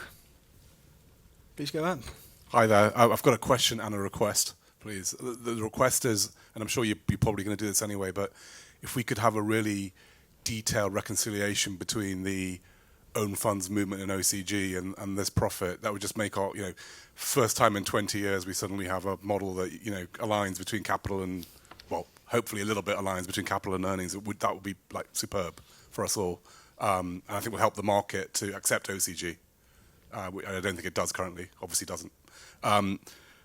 Second, on the question, can you just describe the philosophy behind your illiquidity premium? So you say it's based on your current assets, so clearly it's going to be bigger than the VA. How much bigger, and what's the principles behind that? Thanks. Yeah, so Farouk, on the detailed reconciliation, noted. So we'll take that definitely on board. And maybe on the theory behind the liquidity premium, maybe Harm, you can elaborate on that a bit further. Yeah, so in short, how we set the illiquidity premium is that we take the actual asset portfolio, which is backing the insurance liabilities, and then we take the overall market yield from that portfolio, and then we adjust that for the credit element. So we take expected losses and an adjustment for unexpected credit loss. And then the adjusted spread that is left after those adjustments, that we use as the spread in the discount rate for the liabilities as well. Where, of course, the level of that is dependent on the point in time in the market and the level of the spreads. But it does mean that we have more stability in the revaluation of the assets and the liabilities because we have the maximum alignment between the two. So if I just do a rough calculate, I don't know the numbers, but that sounds like 4 to 5 times bigger than the current VA, or 3 to 4 times. It is currently higher than the VA. I think, again, the exact how much higher is very dependent on the point in time. But it is a higher illiquidity premium than we have in Solvency II. Yeah. All right, thank you, Farouk. Michael, please wait for the microphone. Thank you. Two questions. One is insights and the other one is theoretical. There's something in onerous contracts. You probably don't have them, or maybe you do. I don't know. What insights did you gain from doing all this quite expensive work, I think, IFRS 17? And then the other one is the theoretical question. If I look at slide G6, and it doesn't really apply to you now, but it would have done at December. So if I take the December figure for IFRS is 33 billion, and you show a kind of figure for the IFRS 17, call it a bit above 20, so there's a big difference, 10 billion. Now, if I put my long gone accounting hat on, that would mean that the profits, that the retained earnings that would be in December in the old balance sheet would effectively now be in CSM and they'd be recycled. Now I'm expressing it in a very aggressive way, and it doesn't apply because really, if you use your June figures, they're very similar. But is my thinking correct that if the equity from old IFRS to new IFRS drops and it reappears somewhere in CSM, it means that we're recycling old earnings, or we recognize old earnings too quickly, or something? I don't know. Maybe first on the onerous contracts. I think the comment you made is correct, that if you look at the transition date, that is not really relevant. There will be some, but in the overall context, the level of onerous contracts is insignificant. of course, going forward, depending on there can be two areas where owners' contracts could emerge. One, of course, if on the existing in-force business where the CSM absorbs the assumption changes, sort of the level of transition, I think, is quite comfortable that it can absorb that. But if the negative impact of assumption changes would at some point be higher than the existing CSM, you could get into the situation of owners' contracts. And then similarly for new business, the expectation is that the new business is such that also under IFRS 17 that leads to a positive CSM. But again, that is where in theory owners' contracts could emerge. If you look at the situation today, it's not significant. And then on equity, I mean, maybe as I tried to explain earlier, the key element you need to keep in mind if you compare the current equity at January 1 to IFRS 9 and 17 is that in the current equity at that date, there was a very significant revaluation amount on the assets, which still exists under IFRS 9 and 17, but is then largely compensated by revaluation on the liabilities. So you basically see that asymmetric positive revaluation at that date being removed, and that also explains why at June 30 the impact is much smaller, because that asymmetry didn't exist on that date because of the different interest rate environment. Thank you. Then maybe a question from Andrew. Let's go on. Great, thank you. I guess just a quick question on the parameters for the discounting. When you come up with those, is that done completely internally? Or is there, I guess, consultation with peers or the CFO forum? So how much deviation do you think there will be from yours versus peers, just in how you come up with those? I'm not obviously expecting you to speak for peers there. Yeah, it's indeed difficult to comment on peers, but I think sort of high level what you will see is that I think the approach on setting the rate will be quite similar, so in the build-up of the components. But I would also expect that in setting the parameters there will be differences, partly depending on different businesses or different portfolios or other reasons. But I would say methodologies are quite aligned, but parameters there will be differences. If it's still on. If let's say, hopefully this is not the case, but your assumptions or parameters are way off where the market comes out, will there be an opportunity to rebase everything, let's say in a year's time, or once it's locked in, it's locked in? Yeah, in principle, these methodologies are locked in because that's our starting basis for IFRS 17. I would expect with sort of the magnitude of this change that some of the market practices may emerge in the years to follow.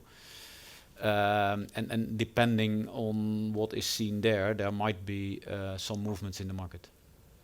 Yeah, and there may be some conversion then, but I think it also really depends on the business you have and on the discussions you also have with your auditor as to the choices that you've made, if they really reflect your business. And, you know, there's such a wide variety also within Life on how long contracts last, and that will be taken on board as well. All right, thanks, Andrew. Then maybe with an eye on time. Any last questions? One more for you. Some of your peers give an unwind rate on the CSM. So they say it unwinds at 8 or 10%. What would be your figure? Yeah, so the unwind of the CSM will in the end be quite visible in the actual disclosures, because there we will be showing sort of a runoff pattern of the CSM. I would say sort of big picture, you need to keep in mind that relatively speaking, a big part of the CSM comes from the businesses in international. So as a sort of a high level direction, if you take the sort of the average life in those portfolios, that is mainly driving the release of the CSM. All right. And that concludes our final Q&A on IFRS 17. Thank you very much, Harm and Annemiek. Yep. I'm sure it won't be the last occasion that we will be discussing IFRS 17 with each other. That will be probably continuing for, well, I guess definitely next year and probably the years after as well. But it has been a good start. Then, before we have lunch, I would like to invite David to stage to wrap up the day. Thanks, David. Yeah, thanks, Ruben. So in very short terms, after I think a very intense morning, so we commit to an attractive and growing dividend in line with the guidance that we have given of free cash flow of mid-single digit. And as the CEOs explained, this free cash flow is also based on really underlying business developments. And on top of that, a recurring share buyback as a commitment to our shareholders. And with that, we are at the end of this morning. So I'd like to thank very much everybody on the webcast who made it all the way to the end. So thank you very much for attending, and obviously everybody here in the room. Thank you very much for the engagement, for all the questions, the discussion that we had. We will be around, of course, today, but also in the coming period to interact with you and deal with all of your questions today, but also in the coming period. And given also all the sharpness of the questions that you asked, we also concluded that all of you have earned your lunch. And therefore, we will be serving that outside here. And I look forward to seeing you this afternoon and later on in the rest of the period. Thank you very much.